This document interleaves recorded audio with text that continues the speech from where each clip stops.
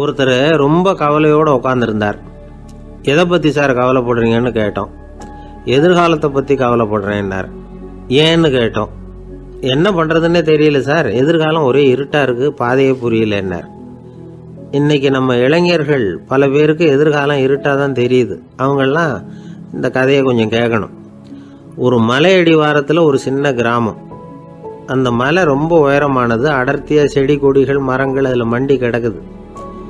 பகல் வேளையில் இருட்டாக தான் இருக்கும், அவ்வளோ அடர்த்தி. அந்த மலை உச்சியில் ஒரு கோவில். முத நாள் ராத்திரியே புறப்பட்டாதான் காலையில் அந்த கோவிலுக்கு போய் சேர முடியும். கிராமத்து இளைஞன் ஒருத்தன் அந்த மலை உச்சிக்கு போக வேண்டியிருந்தது. கையில் ஒரு விளக்கை எடுத்துக்கிட்டு முத நாள் ராத்திரியே புறப்பட்டான். புறப்பட்டு போனவன் கிராமத்து எல்லையிலேயே நின்றுட்டான். ஏன் தெரியுமா? அவன் கையில் இருந்த விளக்கோட வெளிச்சம் 10 அடி தூரத்துக்கு தான் தெரியுது. அது வரைக்கும் தான் பாதை தெளிவாக இருக்குது. அதுக்கு அப்பால எல்லாம் ஒரே இருட்டாக இருக்குது, பாதை புரியல. இவன் யோசனை பண்ணி பார்த்தான். மனசுக்குள்ள ஒரு சந்தேகம். 10 அடி தூரம் தானே வெளிச்சம் தெரியுது, அப்படின்னா நாம் 10 அடி தூரம் தானே போக முடியும். அதுக்கும் அந்தாண்ட ஒரே இருட்டாக இருக்குதே, அதில் எப்படி நாம் நடந்து போகிறது? நாம் ரொம்ப தூரம் நடந்து போய் ஆகணுமே. அப்படிப்பட்ட நினப்பெல்லாம் அவனுக்கு வந்துட்டுது. இதுதான் அவன் மனசில் ஏற்பட்ட தயக்கம். இப்படி யோசிச்சுக்கிட்டே அந்த இளம் ஆசாமி புறப்பட்ட இடத்துலயே நின்றுக்கிட்டு இருக்கிறான். அந்த சமயத்தில் ஒரு வயசான பெரியவர் அந்த பக்கமாக வந்தார். அவர் கையில் இதை விட சின்னதாக ஒரு விளக்கு வச்சிருந்தார். அது எப்படின்னா அது ஒரு 5 அடி தூரத்துக்கு தான் வெளிச்சம் காட்டுது. அவ்வளவு சின்ன விளக்கு. அவரும் மலை உச்சிக்கு போகிறதுக்காக தான் வந்துக்கிட்டு இருக்கிறார். அவரை பார்த்து இவன் கேட்டான், என்ன பெரியவரே, இவ்வளவு சின்ன விளக்க வச்சுக்கிட்டு அவ்வளவு தூரத்துக்கு எப்படி மலையேற போறீங்க அப்படின்னு கேட்டான். நீ ஏன் இப்படி தயங்கிட்டே நிற்கிறேன்னு கேட்டார் பெரியவர். என்கிட்ட இருக்கிற விளக்கு 10 அடி தூரத்துக்கு தான் பாதையை காட்டுதுன்னா. இப்போ பெரியவர் சொன்னார், தம்பி, உன் கையில் இருக்கிற விளக்கு கொடுக்குற வெளிச்சத்தை வச்சு நீ முதல்ல 10 அடி தூரம் முன்னாடி போ. 10வது அடியில் போய் நின்றுக்கிட்டு பாரு. மறுபடியும் ஒரு 10 அடி தூரத்துக்கு பாதை தெரியும். இப்படி உன் கையில் இருக்கிற விளக்கு தொடர்ந்து வெளிச்சம் காட்டிக்கிட்டே இருக்கும். நீ முன்னேற முன்னேற அந்த வெளிச்சமும் முன்னேறும்.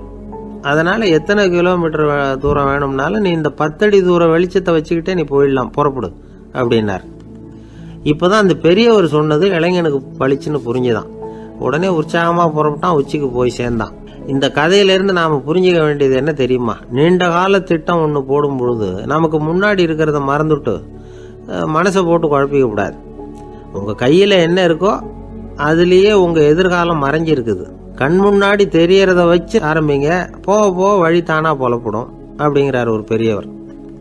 பெரிய பயணங்களையெல்லாம் இப்படி தான் நடத்த வேண்டியிருக்கும். ஒவ்வொரு அடியாக எடுத்து வச்சா ஓடி போய் சேர்ந்து விடலாம். மலைச்சி போய் நின்றுட்டா நின்றுக்கிட்டே இருக்க வேண்டியது தான். நம்ம ஆள்லாம் ரொம்ப மோசமான இருக்கிறாங்க. ஒருத்தன் அப்படி தான் நீண்ட தூர பிரயாணம் ஒன்று புறப்பட்டான். ரயில் போய்கிட்டே இருந்தது. கொஞ்சம் தூரம் போச்சு, பாதி வழியில் கையில் வச்சுருந்த டிக்கெட்டை காற்றுல விட்டுட்டான். ஐயோ, என் டிக்கெட்டு போயிட்டுதே அப்படின்னு கத்த ஆரம்பிச்சுட்டான். பக்கத்தில் இருந்த பெரியவர் அவனை பார்த்து பரிதாபப்பட்டு, கவலைப்படாத தம்பி, போனால் போகுது, வேற டிக்கெட் வாங்கிக்கலாம் அப்படின்னு ஆறுதல் சொன்னார். அதுக்கு அவன் சொல்கிறான், சார், நான் அதுக்காக அழலை, அந்த டிக்கெட்டு கிடைச்சா தானே நான் எந்த ஊருக்கு போகணுங்கிறது எனக்கு தெரியும் அப்படிங்கிறான்.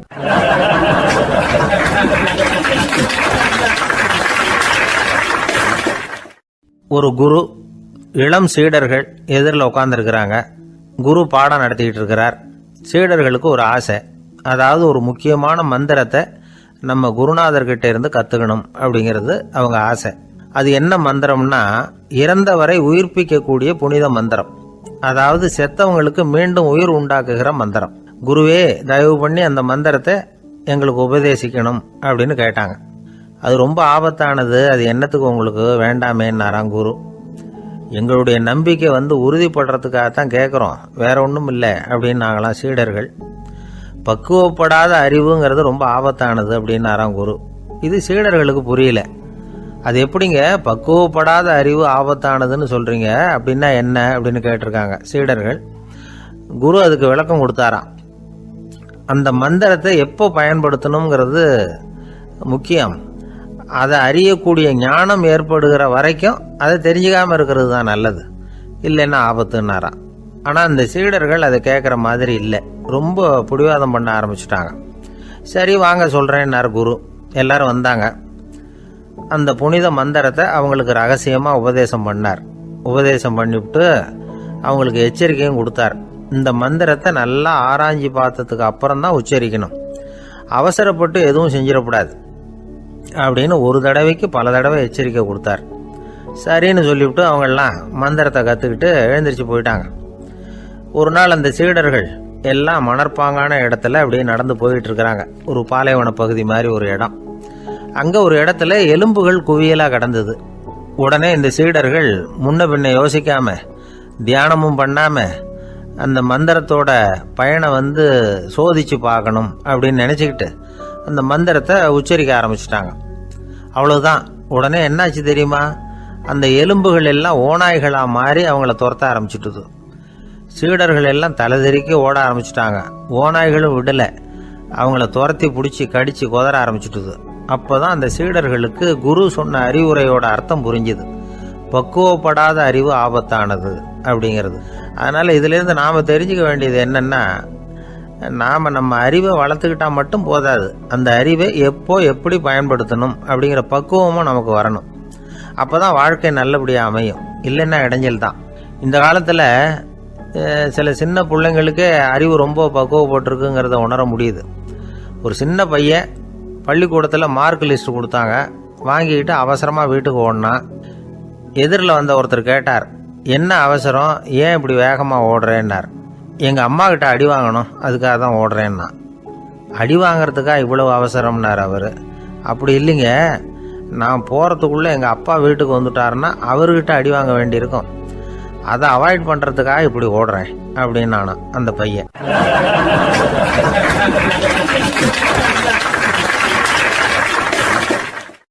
ஒரு தெருவில் சில சிறுவர்கள் விளையாடிக்கிட்டு இருந்தாங்க. ஏதோ ஒரு உயரமான கல்லை நடுத்தெருவில் வச்சு அதை சுற்றி சுற்றி ஓடி வந்துக்கிட்டு இருக்கிறாங்க. அது என்ன விளையாட்டோ அவங்களுக்கு தான் தெரியும். கொஞ்ச நேரம் அப்படி விளையாடிக்கிட்டு இருந்தவங்க விளையாடி முடிச்சதும் அந்த கல்லை நடுத்தெருவில் அப்படியே விட்டுட்டு அவங்கவுங்க வீட்டுக்கு ஓடி போயிட்டாங்க. அதுக்கப்புறம் அந்த வழியாக 2 பெண்கள் பேசிக்கிட்டே வந்தாங்க. பேச்சு சுவாரஸ்யத்தில் நடுத்தெருவில் இருந்த அந்த கல்லை கவனிக்கலை. காலில் இடிச்சுட்டுது, லேசாக ரத்தம் வந்துட்டுது, வலி தாங்கலை. காலில் இடிச்சுக்கிட்ட பொண்ணு திட்ட ஆரம்பிச்சுட்டுது. வர வர ஊர் உலகம் ரொம்ப கெட்டு போச்சு, யாருக்கும் பொறுப்பே கிடையாது பாரு, இப்படி நடுத்தருவில் பொறுப்பு இல்லாமல் இப்படி கல்லை போட்டு வச்சுருக்குறாங்களே, இது நியாயமா அப்படின்னு சொல்லி இந்த சமூகத்தை கடுமையாக விமர்சனம் பண்ணிக்கிட்டே அவங்க போயிட்டாங்க. கொஞ்ச நேரம் கழித்து ஒரு வாலிபன் அந்த வழியாக வந்தான். அந்த கல்லை பார்த்தான், நின்னான், ஒரு நிமிஷம் யோசனை பண்ணான், என்ன பண்ணலாம்னு பார்த்தான். தன்னுடைய வீரத்தையும் பலத்தையும் காட்டணும்னு நினச்சான். பின்னாடி போனான். அப்புறம் வேகமாக ஓடி ஒரு சின்ன ஹை ஜம்ப் அப்படியே துள்ளி குதிச்சான். துள்ளி குதித்து தாண்டி அந்த பக்கமாக போய் விழுந்தான். அப்படியே விசில் அடிச்சுக்கிட்டு அவன் பாட்டுக்கு நடந்து போகிறான். அடுத்தபடியாக ஒரு காதல் ஜோடி அந்த வழியாக வந்தது. நடுத்தெருவில் கல் கண்ணில் பட்டது. அவங்க 2 பேரும் ரொம்ப நெருக்கமாக சேர்ந்து வந்துக்கிட்டு இருக்கிறாங்க. நடுவில் கல் இருக்கிறதுனால கொஞ்ச நேரம் 2 பேரும் விலகி மறுபடியும் இந்த பக்கம் சேர்ந்து போகணும். கொஞ்ச நேரம் நாம் பிரிய வேண்டி இருக்குதே அப்படின்னு வருத்தத்தோட முணுமுணுத்துக்கிட்டே இந்த பக்கம் வந்தாங்க. அதுக்கப்புறம் வழக்கம் போல் சேர்ந்து அவங்க பாட்டுக்கு எதிர்காலத்தை பற்றி கற்பனை பண்ணிக்கிட்டே போயிட்டாங்க. கடைசியாக அந்த வழியாக பார்வை இல்லாத ஒருத்தர் வந்துக்கிட்டு இருக்கார்.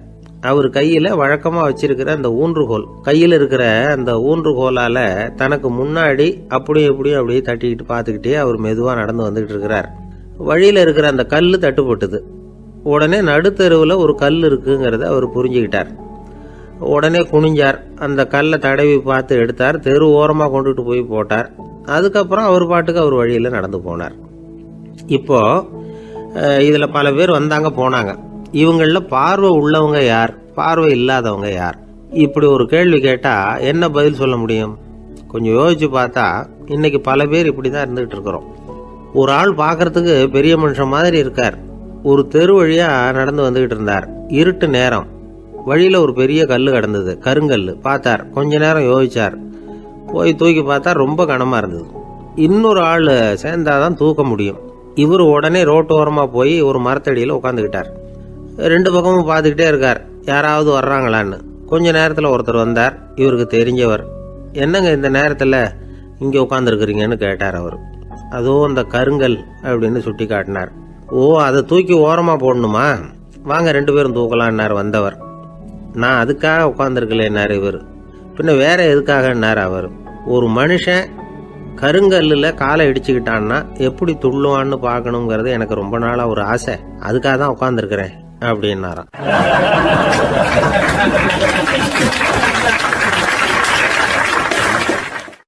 இந்த உலகத்தில் எல்லாருக்கும் மகிழ்ச்சி தரக்கூடிய ஒரு பொருள் எது? இது ஒரு முக்கியமான கேள்வி. இந்த கேள்விக்கு பொருத்தமான ஒரு பதிலை உங்களால் சொல்ல முடியுமா? அதாவது கொஞ்சம் யோசித்து பார்த்தா பணம்னு சொல்லலாமா? இப்போ கையில் காசு இல்லாதவங்ககிட்ட ஒரு 10 ரூபாயை கொடுத்தா அது அவனுக்கு சந்தோஷத்தை கொடுக்கும். ஏற்கனவே வருமான வரி பிரச்சனையில் சிக்கி இருக்கிறவர்கிட்ட இன்னும் கொஞ்சம் பணம் இருந்தாங்கன்னு சொல்லி கொடுத்தோம்னா அது அவருக்கு சங்கடத்தை தான் கொடுக்கும். அதனால் அந்த கேள்விக்கு பணங்கிறது பொருத்தமான பதிலாக இருக்க முடியாது. கேள்வி என்னன்னா, இந்த உலகத்தில் எல்லாருக்கும் மகிழ்ச்சி தரக்கூடிய ஒரு பொருள் எது? சரி, இனிப்புன்னு சொல்லலாமா? ஏன்னா எல்லாருக்கும் இனிக்க தானே செய்யும். அதுலேயும் ஒரு சிக்கல் இருக்குது. சர்க்கரை வியாதிக்காரங்களுக்கு அது என்ன சந்தோஷத்தையாக கொடுக்கும்? ஆக எல்லாருக்கும் வேறுபாடு எதுவும் இல்லாமல் மகிழ்ச்சியை கொடுக்கக்கூடியது வேற ஏதோ ஒன்று இருக்குது. அது என்னன்னு கண்டுபிடிக்கணும். அதுதான் இன்றைக்கி தகவல். இப்போ அதை கண்டுபிடிக்கணும்னா இந்த கதையை கேட்கணும். அது என்ன கதைன்னா, ஒரு ஊரில் ஒரு ராஜா இருந்தார். அவருக்கும் இதே சந்தேகம் வந்துட்டுது. அதாவது எல்லாருக்கும் இன்பம் தரக்கூடிய பொருள் எது அப்படின்னு. இதுக்கு பதில் தெரிஞ்சுக்கிறதுக்கு ஆசைப்பட்டார். சரி, அதுக்கு என்ன செய்யலாம்னு யோசனை பண்ணார். நாட்டு மக்களுக்கு பகிரங்கமாக ஒரு அறிவிப்பு கொடுத்தார். நம்ம நாட்டு மக்கள் இன்பம் தரக்கூடிய பொருள் எதுன்னு நினைக்கிறாங்களோ அதை கொண்டுகிட்டு அரண்மனையில் உள்ள கண்காட்சி மண்டபத்தில் வைக்கலாம்.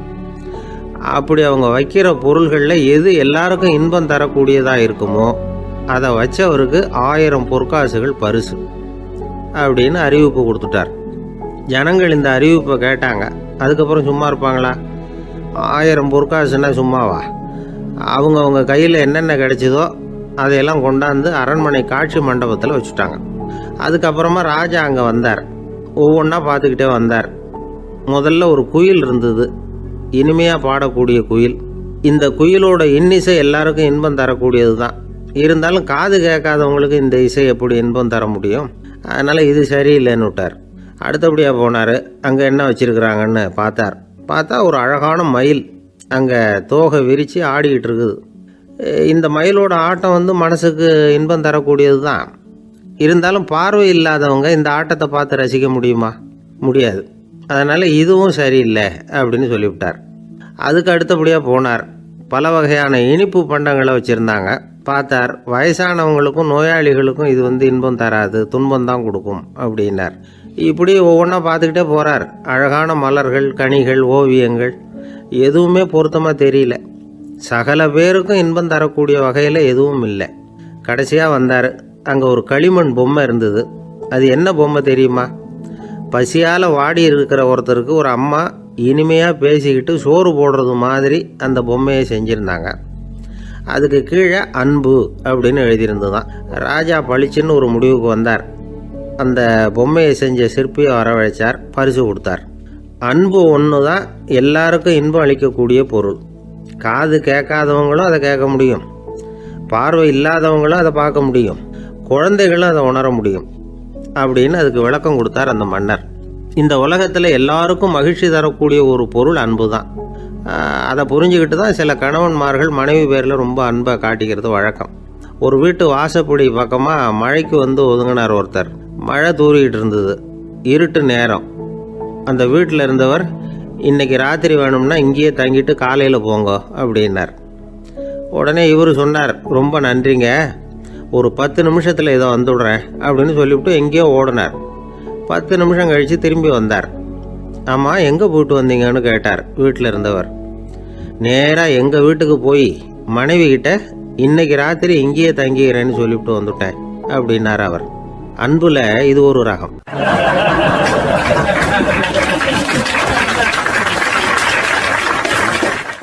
ஒரு நாள் ஒரு தகப்பனார் தன்னுடைய பிள்ளையை அழைச்சிட்டு வந்தார்.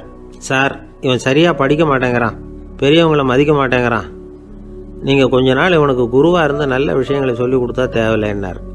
பெரியவங்களையே மதிக்காதவன் எப்படி என்ன மதிக்க போகிறான் அப்படிங்கிறது நமக்கு யோசனை வரும் இல்லையா? வேணாங்க, என்னை விட்டுருங்க அப்படின்னோம். அவர் விட மாட்டேன்னு விட்டார். இல்லைன்னா அவரே சிஷ்யன் ஆகிடுவார் போல இருந்தது. சரி, வேறு வழி இல்லாமல் அந்த பையனையே என்னுடைய சைடை நான் ஏற்றுக்கிட்டு உபதேசமெல்லாம் பண்ண ஆரம்பித்தோம். அதாவது குரு பக்தின்னா அது எப்படி இருக்கணுங்கிறத பற்றி சொல்லி கொடுத்தோம் அவனுக்கு. சதமகர் அப்படின்னு ஒரு குரு இருந்தார். அவருக்கு ஒரு சீடர். அவன் பேர் துளசி சைதன்யன். நைஷ்டிக பிரம்மச்சாரி. தன்னுடைய குருவுக்கு எந்த நேரத்தில் எது தேவைங்கிறத புரிஞ்சுக்கிட்டு சேவை செய்கிறவன். ஆனால் இவனை பற்றி மற்ற சீடர்களுக்கு பொறாமல் வந்துட்டுது. இவன் மட்டும் இப்படி இருக்கானேன்னு உடனே குரு கிட்ட போய் கோல் மூட்டினாங்க. அவன் சரியில்லை, அவன் நடந்துக்கிறது சரியில்லை, அப்படி இப்படின்னு எதையாவது சொல்லி. இருந்தாலும் இதையெல்லாம் அந்த குரு நம்பலை. அவருக்கு தெரியும் யார் யார் எப்படின்னு. துளசி சைதன்யன் பெருமையை மற்ற சீடர்களுக்கு உணர்த்தணும் அப்படின்னு நினைச்சார். அதுக்கு ஒரு வழி பண்ணார். ஒரு நாள் சீடர்களை எல்லாம் கூப்பிட்டுக்கிட்டு ஒரு காட்டு வழியாக போய்கிட்டு இருந்தார். அங்கே ஒரு பெரிய மலை அருவி கொட்டிக்கிட்டு இருந்தது. குரு சீடர்கள் பக்கம் திரும்பினார். இந்த மலையின் மேலே இருந்து அந்த படுபாதாளத்தில் குதிக்கிறதுக்கு உங்களில் யார் தயார் அப்படின்னு கேட்டார். ஒரு சீடனும் வாயை திறக்கலை, ஒதுங்கி நின்றுக்கிட்டாங்க. பின்னாடி மூட்டை முடிச்சோடு வந்துக்கிட்டு இருந்தான் துளசி சைதன்யன். அவனை பார்த்தார். தபாருப்பா, நீ மேலே இருந்து அந்த அருவியில் குதி அப்படின்னார். அப்படியே செய்கிறேன் சுவாமின்னா ஓடி போய் பொத்துன்னு குதிச்சுட்டான். அடுத்த கணமே குருநாதர் தன்னுடைய யோக சக்தியால் பறந்து போய் அவன் கீழே விழுந்துடாமல் தாங்கி பிடிச்சி கொண்டுகிட்டு வந்துட்டார். மற்ற சீடர்களுக்கெல்லாம் ஒரு மாதிரி ஆயிட்டுது. அடுத்தபடியாக என்ன பண்ணலாம்னு யோசிச்சாங்க இவனை மாட்டி விடுறதுக்கு. ஒரு நாள் வெத்தலை அடிக்கிற ஒரு சின்ன உரலையும் உலக்கையையும் எடுத்து ஒளிய வச்சுட்டாங்க. சதமகர் சன்னியாசி இல்லை, அவர் வெத்தலை போடுவார். பல்லு சரியில்லை, அதனால் இடித்து தான் வெத்தலையை போடணும். திடீர்னு வெத்தலை பாக்கு கேட்டார். வழக்கமாக உரலில் இடித்து தர்றது தான் துளசியின் பழக்கம். உரலை தேடினா கிடைக்கல, என்ன பண்ணுறது? குரு கேட்டுவிட்டாரே, குரு சேவை தானே முக்கியம். என்ன பண்ணால் வெத்தலை பாக்க தன்னுடைய வாயில் போட்டு முன்னும் அதை எடுத்து அவர்கிட்ட கொடுத்துட்டான். குரு எதையோ படிச்சுக்கிட்டே அதை வாங்கி வாயில் போட்டுக்கிட்டார். துளசி இன்னைக்கு தாம்பூலம் நல்லா இடிக்கப்பட்டிருக்கு, ருசியாக வேற இருக்குது, அதை இடித்த பாத்திரத்தை என் கண்ணால் பார்க்கணும்னு ஆசையாக இருக்குன்னு விட்டார். அதை மட்டும் அனுப்பி போய் நீ வர வேண்டான்னு வேற சொல்லிவிட்டார். இதை கேட்டதும் துளசி தவிச்சு போயிட்டான். இவன் போகாமல் எப்படி வாயை மட்டும் அனுப்பி வைக்க முடியும்? இவன் தவிக்கிறத பார்த்ததும் மற்ற சீடர்களுக்கெல்லாம் மனசுக்குள்ளே ரொம்ப சந்தோஷம். துளசி கொஞ்சமும் யோசிக்கலை. வாழை எடுத்தான், தன்னுடைய தலையவே அப்படியே அறுத்து வெட்டி எடுத்தான். இன்னொரு சீடங்கிட்ட கொடுத்துட்டான், எடுத்துகிட்டு போகணும்னு சொல்லி. கொண்டுட்டு போய் குரு முன்னாடி வைக்கிறாங்க. அந்த தலையில் வாய் திறந்துருக்கு, வெத்தலை போட்டு முன்னு இருந்தது, தெரிஞ்சு போச்சு, சிவப்பாக இருந்தது. அவனுடைய குரு பக்தியை இப்போ எல்லாரும் ஒத்துக்கிட்டாங்க. அதுக்கப்புறம் குரு சதமகர் தன்னுடைய அற்புத திறமையினால் அந்த தலையை மறுபடியும் ஒட்ட வச்சுட்டார். துளசிக்கு உயிர் வந்துட்டுது. இப்படி ஒரு பெரிய கதை உண்டு. அதாவது துளசி சைதன்யன் அவனுடைய குரு பக்தி எப்படி அப்படின்னு கேட்டோம். ரொம்ப அபாரம் அப்படின்னு அந்த பையன் அடக்கமாக சும்மா விளையாட்டுக்காக தான் அப்படி அவங்ககிட்ட கேட்டோம். ஏன்பா உன்னுடைய குரு பக்தியை என்கிட்ட காட்டுறதுக்கு உன்னோட கழுத்தை நீயே அறுக்கணும்னு நான் சொன்னா அதை நீ செய்வியா அப்படின்னு கேட்டோம். என்னுடைய கழுத்தை நானே அறுக்க வேண்டிய அவசியம் இல்லை சார் அப்படின்னா அவன். ஏண்டான்னு, அதே காரியத்தை தான் இனிமேல் நீங்கள் தினமும் செய்ய போறீங்களே சார் அப்படிங்கிறான்.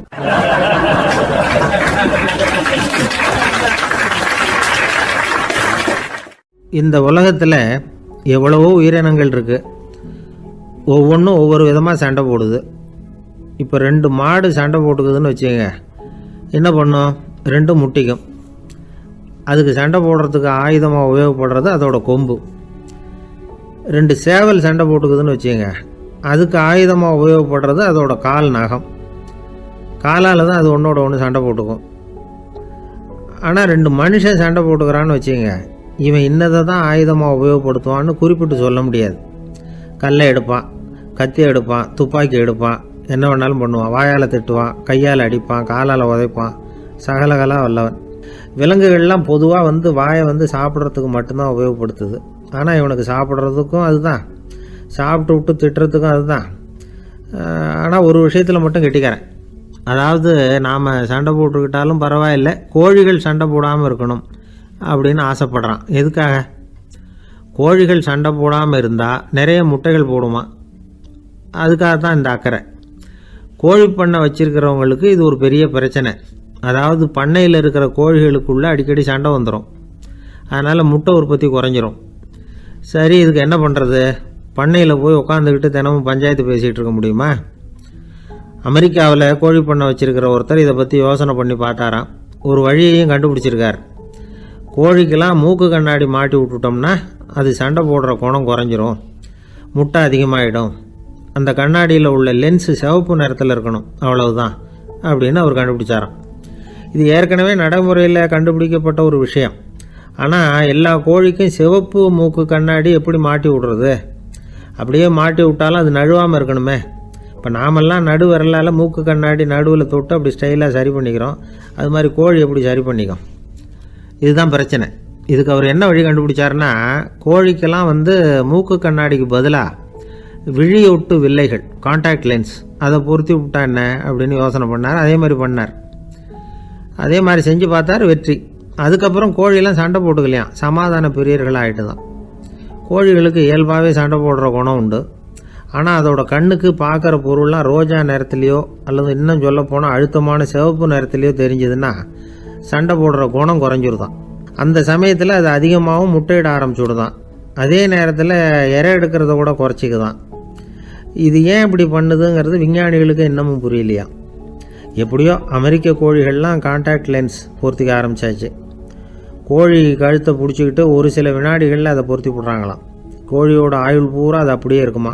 பண்ணையில் முட்டை உற்பத்தி குறைஞ்சா இது மாதிரி விஞ்ஞானபூர்வமாக பரிகாரம் தேடுறது தான் நல்லது. நமக்கு வேண்டியப்பட்ட ஒருத்தர், அவர் ஒரு கோழி பண்ணை வச்சுருந்தார். அந்த பண்ணையில் பாதி கோழி திடீர்னு செத்து போச்சு. உடனே ஒரு கால்நடை மருத்துவர்கிட்ட போக வேண்டியது தானே. அங்கே போகல. உள்ளூரில் மந்திரம் பண்ணிகிட்டு இருந்த ஒரு சாமியார்கிட்ட போனார். அவர் காலில் விழுந்தார். சாமி, என் பண்ணையில் பாதி கோழி செத்து போட்டுதுன்னார். சாமியார் யோசனை பண்ணார். சரி, பண்ணையில் வாசப்படி கிழக்கு பக்கமாக வச்சுருக்கியா மேற்கு பக்கமாக வச்சுருக்கியான்னு கேட்டார். கிழக்கு பக்கமாக இருக்குன்னார் அவர். அதுதான் தப்பு, மேற்கு பக்கமாக அதை மாற்றி சரியாக போடும்னாராம். அதே போல் இவர் போய் மாற்றிவிட்டார். அப்பவும் பாதி செத்து போச்சு. மறுபடியும் சொன்னார், சாமி மறுபடியும் பாதி கோழி செத்து போட்டுதேன்னார். சரி, கூரை எப்படி போட்டிருக்க, ஓடு போட்டிருக்கியா இல்லை கீத்து போட்டிருக்கியான்னார். ஓடு போட்டிருக்கேன்னாராம் அவர். அதுதான் தப்பு, கீத்து போட்டுரும் சரியாக போடும்னாராம். சரின்னு போய் அதையும் மாற்றி பார்த்தார். மறுபடியும் போயிட்டுது, கோழி செத்து போச்சு. வந்தார். மறுபடியும் பாதி செத்து போச்சு சாமின்னு வந்தார். இவரும் யோசனையை மாற்றி மாற்றி சொல்லிகிட்டே இருக்கிறார். இப்படி அவரும் மாற்றி மாற்றி பார்த்தார். 6வது தடவையாக அவரை தேடிட்டு வந்தார். அந்த சமயத்தில் இவர் ரொம்ப தீவிரமாக யோசனை பண்ணி பார்த்துட்டு, அது சரிப்பா, நீ என்கிட்ட சளைக்காமல் வந்துக்கிட்டு இருக்கிற, நானும் யோசனை சொல்லிகிட்டு இருக்கேன். இப்போவும் உங்ககிட்ட சொல்கிறதுக்கு என்கிட்ட யோசனை நிறையா இருக்குது. ஆனால் சோதிக்கிறதுக்கு உங்ககிட்ட கோழி இல்லையே, என்ன பண்ணுறது அப்படின்னாராம் இவர்.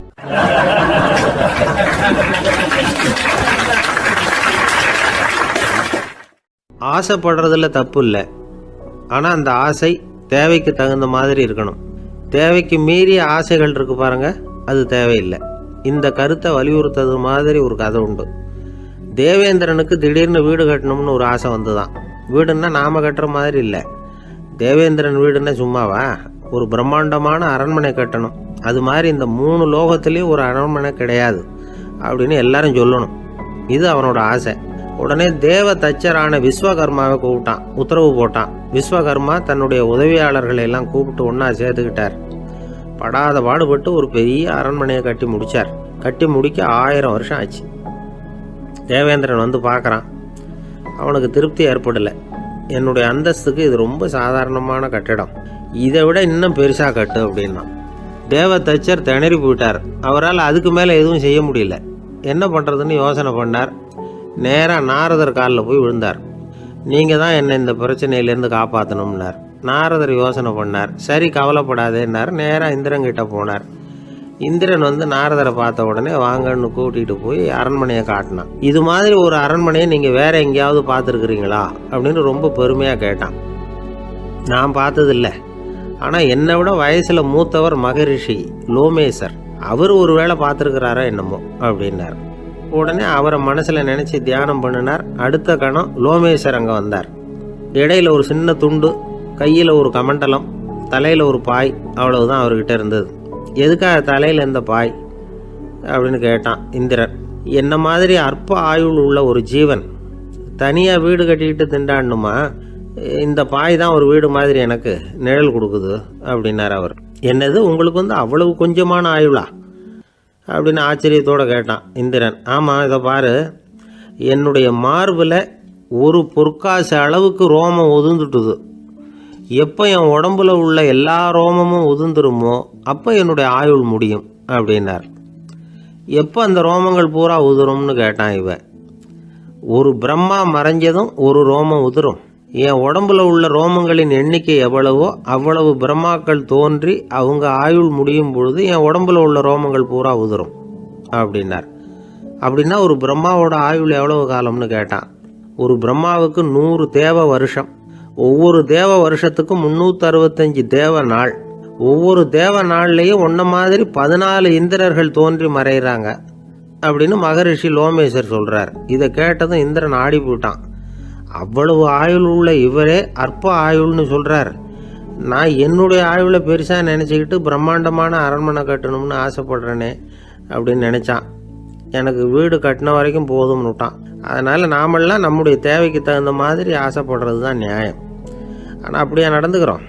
மனுஷன் கடவுளையே ஏமாற்றி காசு வாங்கிறதுக்குள்ள ஆசைப்படுறான். ஒருத்தன் கடவுளை நினைச்சு தவம் இருந்தான். கடவுள் நேரில் வந்தார். தேவலோகத்தில் ரூபாய்க்கெல்லாம் என்ன மதிப்புன்னு கேட்டான். அங்கெல்லாம் ரூபாய்ங்கிறது உங்கள் பணத்தில் 1 கோடி ரூபாய்க்கு சமம். அதாவது தேவலோகத்தில் 1 ரூபான்னா இங்கே 1 கோடி ரூபா. அது மாதிரி எங்களுக்கு ஒரு நாளுங்கிறது உங்கள் கணக்கில் 1 கோடி வருஷத்துக்கு சமம் அப்படின்னார் கடவுள். அப்படின்னா எனக்கு நீங்கள் அதிகமாக எதுவும் தர வேணாம், உங்கள் கணக்குப்படி ஒரே 1 ரூபா கொடுங்க, அது போதும்னா இவன் ரொம்ப சாமர்த்தியமாக. கடவுள் யோசனை பண்ணார். அது ஒன்றும் கஷ்டம் இல்லை, 1 ரூபா தானே கேட்குற, கொடுத்துட்றேன். ஆனால் இப்போ வரும்பொழுது நான் எடுத்துக்கிட்டு வரல, எங்கள் கணக்குப்படியே 1 நாள் பொறுத்துக்க பணத்தோடு வந்துடுறேன் அப்படின்னு சொல்லிவிட்டு பறந்து போயிட்டார்.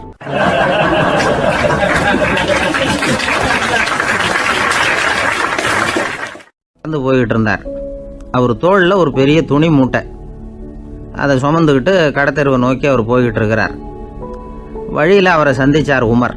அவர் கேட்டார், கலீஃபா அவர்களே, எங்கே புறப்பட்டுட்டீங்க அப்படின்னு கேட்டார். கலீஃபான்னா ஆட்சித்தலைவர்னு அர்த்தம். இதுக்கு அவர் சொன்னார், நான் துணி வணிகம் செய்கிறவன், அதனால் துணி வியாபாரம் செய்கிறதுக்காக போயிட்டுருக்கிறேன்னார். நீங்கள் இப்போ இந்த நாட்டுக்கு ஆட்சித்தலைவர், ஆட்சி பொறுப்பில் இருக்கிறீங்க, நீங்கள் வியாபாரம் செய்ய போட்டால் அரசு பணிகளை செய்கிறது யார் அப்படின்னு கேட்டார் அவர். நான் அரசு பணிகளை மட்டுமே செஞ்சுக்கிட்டு இருந்தா என் குடும்பத்தை காப்பாற்றுறது யார் அப்படின்னு கேட்டார் அவர். இப்படி கேட்டவர் யார் தெரியுமா? அவர் தான் அபூபக்கர், இறை தூதர் முகமது அவர்களுக்கு பிறகு கலீஃபாவாக தேர்ந்தெடுக்கப்பட்டவர். அப்போலாம் ஆட்சி தலைவர்களுக்கு சம்பளம்னு எதுவும் கிடையாது. இந்த பிரச்சனையை எப்படி தீர்க்கிறதுன்னு யோசனை பண்ணார் உமர். அபு உபைதா அவர்கள்கிட்ட அழைச்சிட்டு போனார். அவர் யாருன்னா, அவர் தான் பொது நிதி கருவூலத்தின் பொறுப்பாளர். அவர்கிட்ட பிரச்சனையை சொன்னார். இது மாதிரி ஆட்சி தலைவருக்கு பொது நிதியிலிருந்து ஊதியம் அளிக்க முடியுமான்னு கேட்டார். பொது நிதி விதிகளின்படி அதுக்கு சாத்தியம் இல்லைன்னு சொல்லிவிட்டார் அவர். சரி, வேற ஏதாவது வழி இருக்குதான்னு கேட்டார் உமர். அபு உபைதா கொஞ்சம் யோசனை பண்ணி பார்த்தார். அப்புறமா சொன்னார், மக்காவிலிருந்து மதீனாவுக்கு குடிபெயர்ந்து வந்த அகதிகளுக்கு நிதி உதவி அளிக்கிறதுக்கு விதிகளில் இடம் இருக்கு. அப்படி பார்த்தா அபூபக்கரும் அகதி தானே, அதனால எல்லா அகதிகளுக்கும் கொடுக்கறது மாதிரியே அவருக்கும் ஒரு தொகை அளிக்கலாம்னார். கலீஃபா அபூபக்கருக்கு இந்த அகதி உதவி தொகையைத்தான் கொடுத்துட்டு வந்தாங்களாம். குடும்ப செலவுக்கு அது போதுமானதா இல்லை. இருந்தாலும் கலீஃபாங்கிறதுக்காக மற்ற அகதிகளை விட அதிகமாக தொகையை பெற அவர் விரும்பல. மார்பு பக்கம் கிழிஞ்சிருந்த ஒரு மேலாடையை தான் அவர் அணிஞ்சிருந்தார். அவருடைய துணைவியார் அஸ்மா, அவங்க ஒரு நாள் தேன் அருந்த ஆசையாக இருக்குன்னாங்களாம். நமக்கு கிடைக்கிற ஊதியம் குடும்ப செலவுக்கே போதுமானதா இல்லையே, இந்த நிலையில் தேன் வாங்கிறதுக்கு காசுக்கு நான் எங்கே போவேன் இருக்கார் அவர். கொஞ்ச நாள் கழித்து அவங்க ஒரு தொகையை அவர்கிட்ட கொடுத்து தேன் வாங்கிட்டு வர சொன்னாங்களாம். இவருக்கு ஆச்சரியம், ஏது இந்த பணம்னு கேட்டிருக்காரு. நீங்கள் தினமும் குடும்ப செலவுக்காக கொடுத்துக்கிட்டு வந்த பணத்தில் கொஞ்சம் கொஞ்சமாக மிச்சப்படுத்தி வச்சேன்னாங்களாம். அபூபக்கர் அந்த பணத்தை எடுத்துக்கிட்டு நேராக பொது நிதி கருவூல பொறுப்பாளர்கிட்ட போனார். இந்த பணத்தை பொது நிதியில் சேர்த்துருங்க, இது அதிகப்படியாக எனக்கு தரப்பட்டு வந்த ஊதியம், அடுத்த மாதத்திலேருந்து இந்த தொகையை குறைச்சிங்கன்னு வேற சொல்லிவிட்டாராம். பசியை தணிக்க தேவையான அளவு உணவு, ஒரு ஜோடி உடை, இதை தவிர கூடுதலாக மக்கள் பொது நிதியிலிருந்து வாங்கிக்கிறதுக்கு என் குடும்பத்தாருக்கு உரிமை இல்லை அப்படின்னு சொல்லி கண்டிப்பாக சொல்லிவிட்டாராம். அவர் வாங்கிட்டு வந்த அந்த குறைந்த ஊதியம் கூட அவர் மனசை உறுத்திக்கிட்டே இருந்தது. கடைசி நேரம் அவர் தம்முடைய மகள் ஆயிஷா அவர்களை அழைச்சார். மகளே, இதுவரைக்கும் பொது நிதியிலிருந்து நான் வாங்கிட்டு வந்த தொகை என்னுடைய இதயத்தில் பாரமாக அழுத்திக்கிட்டு இருக்கு. என் தோட்டத்தை விற்று அதில் வர்ற பணத்திலிருந்து நான் இதுவரைக்கும் வாங்கிட்டு வந்த ஊதிய தொகையை கணக்கு போட்டு பொது நிதியில் சேர்த்து விடு அப்படின்னாராம். பதவி ஏற்கிறதுக்கு முன்னாடி தன்கிட்ட இருந்ததை விட இப்போ கூடுதலாக என்ன சொத்து இருக்குன்னு பார்த்துருக்கார். ஒரு ஒட்டகம், ஒரு கோப்பை, ஒரு பணியாள், இதையும் அடுத்தபடியாக கலீஃபாவா வர்றவர்கிட்ட ஒப்படைச்சிருங்க அப்படின்னு விட்டாராம். அதே மாதிரி அடுத்து வந்த உமர்கிட்ட ஒப்படைச்சாங்க. அப்போ உமர் சொன்னாராம், அபூபக்கரே, இந்த முன்மாதிரியால் உங்களுக்கு பிறகு இந்த ஆட்சி பொறுப்பை ஏற்கிறவர்களை பெரும் நெருக்கடிக்கு ஆளாகி விட்டீங்க அப்படின்னு சொல்லி ரொம்ப கண் கலங்கினாராம். கடைசியாக அபூபக்கர் தன்னுடைய குடும்பத்தாருக்கு விட்டு சென்ற சொத்து ஒரு படுக்கை விரிப்பு, ஒரு போர்வை, அவ்வளவுதான். இது சிந்திக்க வேண்டிய ஒரு செய்தி. ஒரு ஊரில் ஒரு மன்னர் இருந்தாராம். அமைச்சர் அவர்கிட்ட சொன்னாராம், மன்னா, நம்ம ராஜ்யத்தில் இனிமே லஞ்ச ஊழலே இருக்காதுன்னாராம்.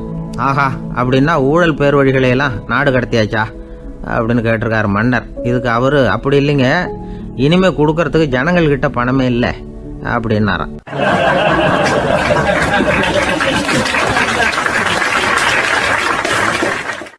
இயேசுநாதர்கிட்ட ஒருத்தர் கேட்டாராம், இயேசுவே, என்னை எவ்வளவு நேசிக்கிறீர்கள் அப்படின்னு. அவர் தன்னுடைய இரு கைகளையும் அகல விரித்து இவ்வளவு என்று சொல்லி சிலுவையில் உயிர் நீத்தார் அப்படின்னு சொல்லுவாங்க. அதாவது அந்த நேசிப்புக்கு எல்லை கிடையாது, அதே போல மன்னிப்புக்கும் எல்லை கிடையாது. இது இயேசுநாதர் சொல்லி கொடுத்த ஒரு பாடம். இயேசுனுடைய சீடர்களில் ஒருத்தன் பீட்டர், அவன் ஒரு நாள் இயேசுநாதர்கிட்ட கேட்டிருக்கான், இயேசுவே, நான் என்னுடைய தம்பி கிட்ட அடிக்கடி சண்டை போட்டுக்கிட்டு இருக்கிறேன், என்னுடைய சகோதரன் கூட. அவனை நான் எத்தனை தடவை மன்னிக்கிறது? ஏற்கனவே 7 தடவை அவனை மன்னிச்சுட்டேன் அப்படின்னு சொல்லியிருக்கிறான். அப்போ இயேசு சொன்னாராம், மன்னிக்கிறதுக்கு எத்தனை தடவைங்கிற கணக்கெல்லாம் கிடையாது. எத்தனை தடவை உன்னுடைய சகோதரன் உன்னை கோபப்படுத்துகிறானோ அத்தனை தடவை நீ மன்னிக்கிறதுக்கும் தயாராக இருக்கணும், அதுதான் அப்படின்னு சொன்னாராம். அப்போ இவனுக்கு ஒன்றும் புரியல, இது என்ன அவன் தப்பு பண்ணிக்கிட்டே இருப்பான், நாம் மன்னிச்சுக்கிட்டே இருக்கிறதா அப்படிங்கிறது மாதிரி குழப்பமாக இருந்திருக்கிறான். அப்போ இயேசுநாதர் தன்னுடைய சீடன் பீட்டர்கிட்ட ஒரு கதை சொன்னாராம். அந்த கதை இன்றைக்கு நாம் எல்லாரும் சிந்தித்து பார்க்க வேண்டிய ஒரு கதை. அதாவது மன்னிப்பை விரும்புகிறவர்கள் மன்னிக்கவும் தயாராக இருக்க வேண்டும் அப்படிங்கிறது தான் அந்த கதையினுடைய தத்துவம். அந்த இயேசுநாதர் சொன்ன கதை என்னன்னா, ஒரு மன்னர் இருந்தார். அவர் ஒரு நாள் அரண்மனையில் உட்காந்து கணக்கு வழக்குகள்லாம் பார்த்துக்கிட்டு இருந்தார். நம்ம அரண்மனையிலேருந்து யார் யார் அரசாங்க கடன் வாங்கியிருக்கிறாங்க, யார் யார் திருப்பி செலுத்தி இருக்கிறாங்க அப்படிங்கிற விவரத்தையெல்லாம் பார்த்துக்கிட்டு இருந்தார். அப்போ தான் புரிஞ்சுது, அந்த அரண்மனையில் வேலை செய்கிற ஒருத்தனே அரசாங்க கடன் வாங்கியிருக்கிறான். எவ்வளவு? 10,000 பொற்காசுகள் வாங்கியிருக்கான் கடன். இந்த 10,000 பொற்காசுகளை திருப்பி செலுத்தலை அரசாங்கத்துக்கு. இது மன்னர் கவனத்துக்கு வந்தது. உடனே நம்ம அரண்மனையில் இருக்கிறவனே அரசு கடன் வாங்கி திருப்பி செலுத்தாமல் இருக்கான், அவனை கூப்பிட்டு வாங்கன்னு சொல்லி கூப்பிட்டுட்டு வந்தாங்களாம். விசாரிச்சிருக்கிறாங்க, என்னப்பா நீ எவ்வளோ ஒன்று? ஆமாங்க, 10,000 பொற்காசுகள் வாங்கியிருக்கிறேன், இன்னும் திருப்பி கட்டலைன்றிருக்கான். உடனே அவர் மன்னர் சொல்லியிருக்கிறார், நம்ம சட்டத்திட்டப்படி நீ உடனே பணத்தை திருப்பி கட்டிடு. அப்படி உன்னால் கட்ட முடியலன்னா உன்னுடைய வீடு, வாசல், சொத்து, சுகம் எல்லாத்தையும் விற்று அந்த பணத்தை அரசு கருவூலத்தில் சேர்த்துக்கிறதுக்கு நானே ஏற்பாடு பண்ணிடுறேன் அப்படின்னு அந்த மன்னர் சொன்னாராம். இவன் அப்படியே அதிர்ச்சி ஆகிட்டான், அப்படியே பொத்துன்னு காலில் விழுந்தானா. மன்னா, என்னை மன்னிச்சுங்க, என்னால் முடியல, எனக்கு மன்னிப்பு கொடுங்க அப்படின்ட்டுருக்கான். உடனே அவர் எழுந்திரிச்சு, சரி நீ மன்னிப்பு கேட்டுவிட்ட, அதனால் உன்னை மன்னிக்கிறேன், நீ பணம் கட்ட வேண்டாம் அப்படின்னு சொல்லி அந்த மன்னர் அவனை விட்டுட்டாராம். பணத்தையும் தள்ளுபடி போட்டார், நீ திருப்பி கட்ட வேண்டான்னு. இவனுக்கு ரொம்ப மகிழ்ச்சி, அதனால் ரொம்ப உல்லாசமாக வந்துகிட்டு இருக்கிறான். தெருவில் வந்துக்கிட்டு இருக்கிறப்ப இவங்கிட்ட கடன் வாங்கின ஒருத்தன் எதுக்கு வந்துக்கிட்டு இருக்கான். அவன் இவங்கிட்ட ஒரு 100 பொற்காசுகள் கடன் வாங்கியிருக்கான். அவன் வந்தான், இவன் போய் அவன் சாட்டையாக பிடிச்சிக்கிட்டான், நீ எப்படா என் கடனை திருப்பி கொடுக்க போகிறேன்னு. அவன் இப்போ முடியல, கொஞ்சம் பொறுத்துக்கா, அப்புறம் தரேன் இருக்கான். அதெல்லாம் முடியாது, நீ கொடுத்து தான் ஆகணும் அப்படின்னு இவன் புடிவமாக சொல்கிறான். இப்போ நிலைமையை பாருங்கள், இவன் ஏற்கனவே 10,000 பொற்காசுகள் அரசாங்கத்தில் கடன் வாங்கினா அதுக்கு மன்னிச்சு விட்டுட்டார் இவனை. ஆனால் இவன் இன்னொருத்தனை மன்னிக்கிறதுக்கு தயாராக இல்லை. இவங்கிட்ட கடன் வாங்கின இன்னொருத்தன் 10 பொற்காசுகள், அவனை மன்னிக்க தயாராக இல்லை. அவனை கொண்டு போய் நீதிமன்றத்தில் கொண்டு போய் நிறுத்தி தண்டனை வாங்கி கொடுத்துட்டான். நீதிபதி என்ன சொன்னார், அந்த இவன் வாங்கின பொற்காசுகளை திருப்பி கட்டுற வரைக்கும் ஜெயிலில் இருக்கணுங்கிறது தீர்ப்பு. ஆனால் உடனே அரசர் காதில் விழுந்தது. சொல்லிட்டாங்க, உங்ககிட்ட மன்னிப்பு வாங்கிட்டு போனானே ஒருத்தன், அவன் இன்னொருத்தனை மன்னிக்கிறதுக்கு தயாராக இல்லை, அவனை கொண்டு போய் ஜெயிலில் அடைச்சிட்டான் அப்படின்னு. உடனே மன்னர் பார்த்தார், இவனை மறுபடியும் கூப்பிட்டு வர சொன்னார். தபாரப்பா, நான் உன்னை மன்னிச்சு விட்டேன், ஆனால் நீ இன்னொருத்தனை மன்னிக்கிறதுக்கு தயாராக இல்லை, அதனால் என்னுடைய தீர்ப்பையும் மாத்துறேன், நீயும் அரசு கடன் தீர்ற வரைக்கும் ஜெயிலில் தான் இருக்கணும் அப்படின்னு சொல்லி ஜெயிலுக்கு அனுப்பிச்சிட்டாராம். இப்படி ஒரு கதையை இயேசுநாதர் தன்னுடைய சீடருக்கு சொன்னதாக ஒரு வரலாறு. அது என்ன, அதிலேருந்து நாம் புரிந்து கொள்ள வேண்டியதுன்னா, நாம் மன்னிக்கப்படணும்னு நாம் விரும்புகிறோம்னா நாம் இன்னொருத்தரை மன்னிக்கிறதுக்கு தயாராக இருக்கணும். அதனால் நாம் இன்னொருத்தரை யாரையும் மன்னிக்க மாட்டோம், ஆனால் என்ன இன்னொருத்தர் மன்னிக்கணும் அப்படிங்கிறது மாதிரி செய்யக்கூடாதுன்னு சொல்லுவாங்க. அது மாதிரி நாம் இப்போ இது தப்பாக புரிஞ்சுக்கிறவங்களும் இருக்கிறாங்க. பாவம் மன்னிப்புங்கிறதுலாம் எதுக்குன்னா, அதாவது மறுபடியும் பாவம் செய்யாமல் இருக்கிறதுக்காக தான். அதான் மன்னிக்கிறாரே அப்படிங்கிறதுக்காக மறுபடியும் பாவம் பண்ணிகிட்டு இருக்கிறது இல்லை. அதான் ஒருத்தர் கேட்டாராம், பாவத்திலேருந்து மன்னிப்பு கிடைக்கணும்னா நீ என்ன செய்யணும் அப்படின்னு கேட்டிருக்கார். அதுக்கு அவன் சொல்லியிருக்கிறான், நான் முதல்ல பாவம் செய்யணும், அப்போ தானே மன்னிப்பு கிடைக்கும் அப்படின்னு நானா. இப்படிப்பட்டவர்கள் தான் இன்றைக்கி உலகத்தில் அதிகமாக இருக்கிறாங்க. அதனால் இந்த மன்னிப்பின் மகத்துவங்கிறது இயேசுநாதர்கிட்டேருந்து தான் நாம் புரிஞ்சுக்கணும். அந்த இயேசு சொன்ன அந்த மன்னிக்கிற மனோபாவம் இருந்தால் இன்றைக்கி உலகம் பூராவும் அமைதி பூங்காவாக இருக்கும். அதில் ஒன்றும் ஆச்சரியமே இல்லை, அதில் ஒன்றும் சந்தேகமும் இல்லை. அதனால் மன்னிக்கிற மனோபாவத்தை நாம் எல்லாரும் நமக்குள்ளே வளர்த்து கொள்ள வேண்டும் அப்படிங்கிறது தான் நாம் இன்றைக்கு எல்லோரும் சிந்தித்து பார்க்க வேண்டிய ஒரு செய்தி. ஒரு நண்பர் இருக்கார், எப்போ பார்த்தாலும் கையில் ஒரு புத்தகம் இருக்கும். புத்தகம் இல்லாமல் எங்கேயும் புறப்பட மாட்டார். எதுக்காக இப்படி எடுத்துகிட்டு போகிறீங்க அப்படின்னு கேட்டால், எனக்கு இது ஒரு நல்ல நண்பன் மாதிரி, இந்த காலத்தில் எங்கே போனாலும் காத்திருக்க வேண்டியிருக்கு, அது மாதிரி சமயத்தில் நான் நண்பன் கூட பேசிக்கிட்டு இருப்பேன் அப்படிம்பாரான். ஒருத்தர் ஒரு பெரிய அரச பதவியில் இருந்தார். அவர் பதவியிலேருந்து இறங்க வேண்டிய சூழ்நிலை. அரசு கொடுத்துருந்த வீட்டை விட்டுட்டு வெளியில் வர்றார். வரும்பொழுது 2 கையிலையும் 2 பெட்டியை எடுத்துகிட்டு வந்தாராம். சார், உங்களுடைய உடைமைகள் அப்படின்னு கேட்குறாங்க அங்கே இருந்த ஊழியர்கள். இவர் தன்னுடைய கையில் இருக்கிற பெட்டியை காட்டி, இதுதான் என்னுடைய சொத்து அப்படின்னாராம். ஒரு பெட்டியில் அவருடைய உடைகள், இன்னொரு பெட்டியில் அவர் விரும்பி படிக்கிற புத்தகங்கள், அவ்வளவுதான். இதுதான் இருந்துதான். புத்தகம் படிக்கிறது மனசுக்கு நல்லதுங்கிறது நமக்கு தெரியும். புத்தக வாசிப்பு உடம்புக்கும் நல்லதுங்கிறாங்க. அது நமக்கு ஆச்சரியமாக தான் இருக்குது. ஒரு நபர் ஒரு வருஷத்தில் சராசரியாக 2000 பக்கங்களை படிச்சிருக்கணுமா, யுனெஸ்கோ பரிந்துரை. ஆனால் நம்ம நாட்டில் நாம் சராசரியாக படிக்கிறது 32 பக்கங்கள், அவ்வளவுதான். இவ்வளவுக்கு நம்ம நாட்டில் 6000த்துக்கும் மேற்பட்ட நாளேடுகள், 2000த்துக்கும் மேற்பட்ட இதழ்கள், மலர்கள், இவ்வளவு இருந்தும் சரியாக வரல. இந்த உலகத்தில் முதல் நூலகம் எங்கே எப்போ ஆரம்பமாச்சு தெரியுமா? கிமு 2500ஆம் ஆண்டில் அது ஆரம்பமாயிருக்குது. பாபிலோனியாவில் அமில் அணு அப்படிங்கிற அரசன் தான் நூலகத்தை உருவாக்கி இருக்கிறான். அப்போல்லாம் தாள் கிடையாது, களிமண் தான். களிமண் பலகைகளில் எழுதி அது தொகுத்து அப்படியே நூலாக்கி அதை நூலகத்தில் வச்சுருப்பாங்களாம். அரசருடைய நூலகத்தில் 1000த்துக்கும் மேற்பட்ட நூல்கள் இருந்ததாக வரலாற்று குறிப்பு இருக்குது. அது மட்டும் இல்லை, அந்த நூலகத்தில் பொருள் வாரியாக, அதாவது சப்ஜெக்ட் வாரியாக புத்தகங்களை வகைப்படுத்தி வச்சுருந்தாங்களாம். அதில் மிச்சம் இருந்த ஒரு 25 களிமண் பலகை புத்தகங்கள் இன்றைக்கும் பிரிட்டிஷ் அருங்காட்சியகத்தில் இருக்குதான். அச்சு தாள் இதெல்லாம் ஏற்பட்டதுக்கு அப்புறம் அமைக்கப்பட்டது தான் பிரான்சில் இருக்கக்கூடிய பாரிஸ் நூலகம். 1480 பிரெஞ்சு மன்னர் 11ஆம் லூயி இந்த நூலகத்தை அமைச்சாராம். ஆனால் அப்போல்லாம் அரசர்கள் மட்டும்தான் நூலகத்தை பயன்படுத்த முடியுமா. அதுக்கப்புறம் 17ஆம் நூற்றாண்டில் இந்த முறை மாறி பொதுமக்கள் அங்கே போகலாம், படிக்கலாம் அப்படிங்கிற நிலைமை வந்துதான். போட்லியன் நூலகம் அப்படின்னு அதுக்கு பேர், பாரிஸ் நகரத்தில் இருக்குது. அங்கே தான் நூல்களின் பட்டியல் தயாரிப்பு பணி ஆரம்பமாச்சு. கல்வி வளர்ச்சியையும் நூலகத்தையும் இணைச்சவர் நெப்போலியன் போனபார்ட். முன்பணம் செலுத்தி புத்தகத்தை படிக்கிற முறையையும் அவர் தான் கொண்டுட்டு வந்தாராம். மக்கள்கிட்ட வசூலிக்கிற வரியின் ஒரு பகுதியை நூலகத்துக்கு பயன்படுத்தினவரும் அவர் தானா. நெப்போலியன் நூலகத்தில் உலகத்தில் உள்ள எல்லா மொழி நூல்களும் இருக்குதான். அங்கே ஒரு தமிழ் நூலும் இருந்திருக்குது. அது என்னென்னா கம்பராமாயணம். சோவியத் யூனியனுக்கு படையெடுத்து போனப்போ அங்கேருந்து லட்சக்கணக்கான புத்தகங்களை இந்த பனிச்சறுக்கு வாகனங்கள் இருக்குல்ல, அதில் கொண்டுகிட்டு வந்ததாக வரலாறு. அடுத்தபடியாக குறிப்பிட்டு சொல்லத்தக்க நூலகம் எதுன்னா பிரிட்டிஷ் நூலகம். மிக பழைய கையெட்டு பிரதியெல்லாம் கூட அங்கே இருக்குது. 1753 ஆரம்பமாச்சு. அதில் உள்ள நூல்களை வரிசையாக அடுக்கினா 180 கிலோமீட்டர் நீளத்துக்கு வருமா. மிகப்பெரிய நூலகம் அமெரிக்க தலைநகர் வாஷிங்டனில் இருக்குதான். இந்தியாவை பொறுத்த வரைக்கும் பெரிய பழைய நூலகம் எதுன்னா கல்கத்தா நூலகம். எல்லா இந்திய மொழி நூல்களும் இங்கே உண்டு. மகாகவி பாரதியார் நடத்தின இந்தியாங்கிற இதழின் எல்லா பிரதிகளும் அங்கே பாதுகாப்பாக இருக்குது. படிக்கும் பழக்கம் இங்கே வளர வேண்டியிருக்குது. ஒருத்தர்கிட்ட ஒரு புஸ்தகத்தை கொடுத்து விமர்சனம் எழுத சொல்லியிருந்தாங்க. கொஞ்ச நாள் கழித்து அவரை போய் பார்த்து, என்னங்க புஸ்தகத்தை படித்து பார்த்தீங்களா அப்படின்னு கேட்டாங்களாம். இதுக்கு அவர் சொல்லியிருக்கிறார், இன்னும் நான் படித்து பார்க்கலிங்க, இப்போ தானே விமர்சனமே எழுதி முடிச்சிருக்கிறேன், இனிமே தான் படிக்கணும் அப்படின்னாராம்.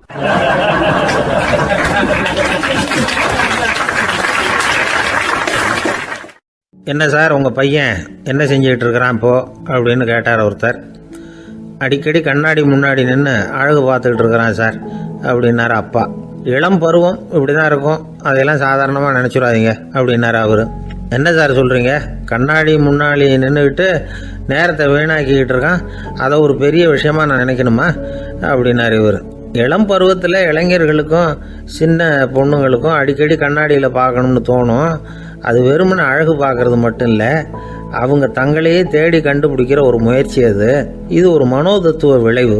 இது வரைக்கும் சின்ன பிள்ளையா இருந்துட்டோம், இனிமேல் நாமளும் மற்றவங்க மாதிரி மனிதர்கள் தான் அப்படிங்கிற உணர்வு அவங்களுக்கு வருது. தங்களோட முகம் எப்படி இருக்குது, அழகு எப்படி இருக்குது, உடம்பு நேரம் எப்படி இருக்குது, முடி எப்படி இருக்குது அப்படிங்கிறதையெல்லாம் கண்டுபிடிக்கிறாங்க. அதுக்கப்புறம் இன்னொரு ஆணோ பொண்ணோ தன்னை கவனிக்கணும் அப்படின்னு நினைக்கிறாங்க. இதெல்லாம் மனோதத்துவ உண்மைகள், இதெல்லாம் இயற்கை. இதை பார்த்துட்டு பெற்றவங்க பிள்ளைங்க கெட்டு போட்டாங்க அப்படின்னு நினைக்கக்கூடாது, அவங்கள திட்டிக்கிட்டே இருக்கக்கூடாது. இன்றைக்கி பல குடும்பங்களில் இதுதான் நடந்துக்கிட்டு இருக்குது. மனுஷ வாழ்க்கையிலேயே இப்படியும் இல்லாத அப்படியும் இல்லாத ஒரு பருவம் இளம் பருவம். 13லேருந்து 19 வயசுக்கு உட்பட்ட ஆண்கள் பெண்கள் இந்த வகையை சேர்ந்தவங்க, டீனேஜ் குரூப். இவங்கள சின்னவங்கன்னு நினச்சிட முடியாது, பெரியவங்கன்னு நினச்சிட முடியாது. இவங்க ரொம்ப சென்சிட்டிவ். சமூகம் நினச்சா இவங்களை நல்லவங்களாகவும் ஆக்கலாம், கெட்டவங்களாகவும் ஆக்கலாம்.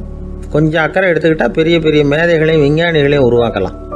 ஆனால் நடக்கிறது என்ன தெரியுமா, அநேகமாக இவங்களை யாருமே சரியாக புரிஞ்சுக்கிறது இல்லை, இவங்களை சரியாக நடத்துறதும் இல்லை. இது வரைக்கும் நாம் சொல்கிறத கேட்டுக்கிட்டு இருந்தான், இப்போல்லாம் அவன் இஷ்டத்துக்கு நடக்க ஆரம்பிச்சுட்டான் அப்படின்னு வருத்தப்படுற பெற்றோர்கள் அதிகம். இது வருத்தப்படுற விஷயம் இல்லை, சந்தோஷப்பட வேண்டிய விஷயம். உங்கள் புள்ள சொந்தமாக யோசிக்க ஆரம்பிக்கிறதும் நடந்துக்க ஆரம்பிக்கிறதும் ஒரு தப்பான விஷயமா? அவன் கடைசி வரைக்கும் உங்கள் பேச்சையே கேட்டுக்கிட்டு இருக்கணுங்கிறது என்ன நியாயம்? இன்றைக்கி இளைஞர்களை பெரியவங்க தப்பாக புரிஞ்சுக்கிட்டு தவறாக நடத்துறதுனால தான் அவங்களுக்கு வெறுப்பு, எரிச்சல், மனக்கசப்பு எல்லாம் உண்டாகுது. பெற்றவங்க சரியாக மதிக்கிறது இல்லை அப்படிங்கிற ஒரே காரணத்தினாலேயே வீணாக போகிற பிள்ளைங்க இன்றைக்கி அதிகம். சரி, பெற்றவங்களுக்கு இன்றைக்கி என்ன தான் புத்தி சொல்ல வர்றீங்க அப்படின்னு கேட்குறீங்களா?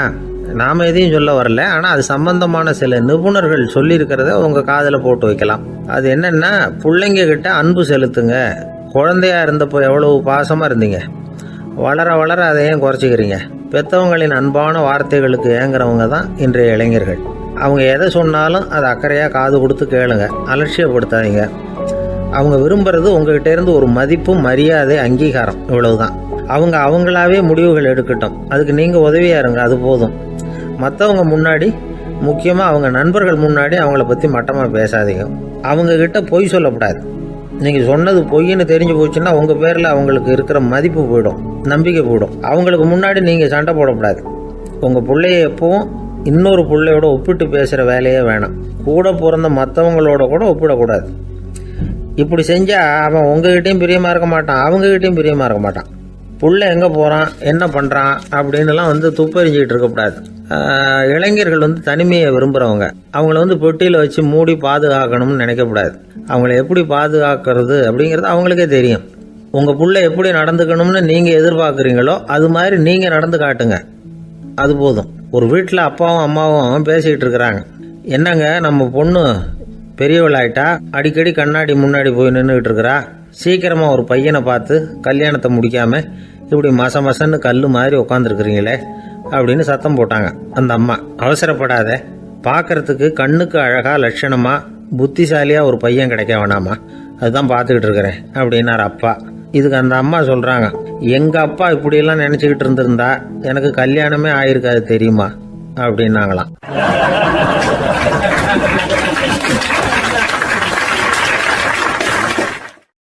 ஒருத்தர் ரொம்பவும் மகிழ்ச்சியாக வந்துக்கிட்டு இருந்தார். என்ன விஷயம்னு விசாரித்தேன். நான் தோற்று போயிட்டேன், அதுதான் மனசுக்கு மகிழ்ச்சியாக இருக்குது அப்படின்னார். எனக்கு இது ரொம்ப ஆச்சரியமாக போச்சு. இந்த உலகத்தில் தோற்று போகிறவங்க யாரும் மகிழ்ச்சியாக இருக்கிறது இல்லை. அப்படி இருக்கிறப்ப இவர் இப்படி சொல்கிறாரே, எங்கே தோற்று போனீங்கன்னு கேட்டேன். அதுக்கப்புறம் தான் அவர் விவரமாக சொன்னார். என்னோட 5 வயசு குழந்தையோட நான் விளையாடிக்கிட்டு இருந்தேன். அந்த விளையாட்டில் என் குழந்தை ஜெயிச்சுட்டுது, நான் தோற்று போயிட்டேன் அப்படின்னார் ரொம்ப உற்சாகமாக. நான் யோசித்து பார்த்தேன். அதாவது நாம் சின்ன குழந்தையாக இருக்கிறப்போ எந்த விளையாட்டில் கலந்துக்கிட்டாலும் அதில் நாம் தான் ஜெயிக்கணும்னு ஒரு வெறி நமக்குள்ளே இருக்கும். நம்மளை எதிர்த்து விளையாடுறவர் நல்லவரா கெட்டவரா, பெரியவரா சின்னவரா அப்படிங்கிறதெல்லாம் முக்கியம் கிடையாது. அவர் தோற்று போகணும், நாம் ஜெயிக்கணும், அதுதான் முக்கியம். எதிரியை சந்தோஷப்படுத்த விளையாடுகிற கலை அப்போ நமக்கு தெரியறதில்ல.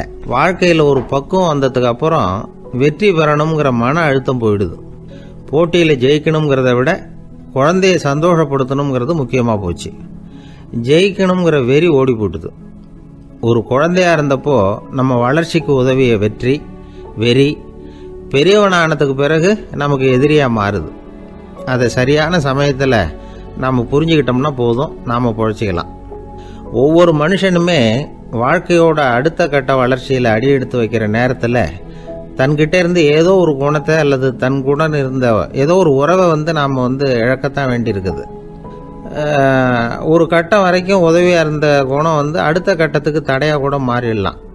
இந்த பரிமாண மாற்றத்துக்கு உள்ளாகிற ஒவ்வொருத்தரும் பிரத்யட்சமாக இதை உணர்றாங்க. ஆனால் பல பேர் எப்படின்னா பழசை திறந்துவிட்டு புதிய கொள்கைகளை உருவாக்கிக்கிறதுக்கு இஷ்டம் இல்லாமல் இருந்துடுறாங்க, அல்லது அப்படி செய்ய முடியாமல் தவிக்கிறாங்க. இதையெல்லாம் மீறி அந்த பழசை திறந்துட்டா அதை இழந்ததால் உண்டாகிற மன அழுத்தம் சில காலத்துக்கு வருத்திக்கிட்டு தான் இருக்கும், வேறு வழி இல்லை. ஆரோக்கியமான ஒரு முன்னேற்றத்துக்காக அந்த மன அழுத்தத்தை தாங்கிக்கத்தான் வேணும் அப்படிங்கிறாரு அந்த உலக புகழ்பெற்ற மேதை ஒருத்தர், இந்த ஸ்காட் பெக் அப்படிங்கிறவர். பிறந்த நாள் முதல் இதுதான் சரி அப்படின்னு கற்பிக்கப்பட்டு வந்த ஒவ்வொரு தத்துவத்தையும் தங்களுடைய வளர்ச்சிக்கு தகுந்த மாதிரி மாற்றி அர்த்தப்படுத்தி கொள்ள முடியாமல் வாழ்க்கை சூழல்ல அப்படியே அரைப்பட்டு தூளாகிறவர்கள் தான் ரொம்ப தவிக்கிறாங்களாம். இதுதான் அவருடைய கருத்து. பெரும்பாலும் மனிதர்களுடைய நடுத்தர வயசில், அதாவது 30 தாண்டுகிற சமயத்தில் தான் இந்த தவிப்பு உண்டாகுதான். இதை தான் மேற்கத்திய நாடுகளில் அடிக்கடி மிட் லைஃப் கிரைசிஸ் அப்படின்னு சொல்கிறாங்க. அப்பப்போ பழசையெல்லாம் தொலைச்சி விட்டு புதுசாக பிறக்கிறதுக்கு கற்றுக்கணும். ஒவ்வொரு நிமிஷத்தையும் அந்த நிமிஷத்துக்கு ஏற்ற சித்தாந்தம் கொண்டவர்களாக சந்திப்போம் அப்படிங்கிறார் அந்த உளவியல் நிபுணர். இப்படி பழகிக்கிட்டால் வாழ்க்கை இன்பமயம், இல்லைன்னா தவிப்பு மயம்தான். பழசை தொலைக்க முடியாதவர்களில் எத்தனையோ பேர் உண்டு, எத்தனையோ ரகம் உண்டு. அதில் வேடிக்கையான நண்பர்களும் உண்டு. ஒருத்தர் நண்பர் வீட்டுக்கு போனார். அவர் ஏதோ இனிப்பு பலகாரம் கொடுத்து சாப்பிட சொல்லியிருக்கிறாங்க அவங்க வீட்டில். இவர் சாப்பிட்டு பார்த்துட்டு சொன்னாராம், சார் 6 மாதத்துக்கு முன்னாடி ஒரு தடவை இங்கே வந்தேன், அப்போது ஒரு இனிப்பு பலகாரம் கொடுத்தீங்க, அது இதை விட நல்லா இருந்தது சார் அப்படின்னாராம். அப்போ செஞ்ச அதே இனிப்பு பலகாரம் தான் சார் இதுவும் அப்படின்னாராம் அவர்.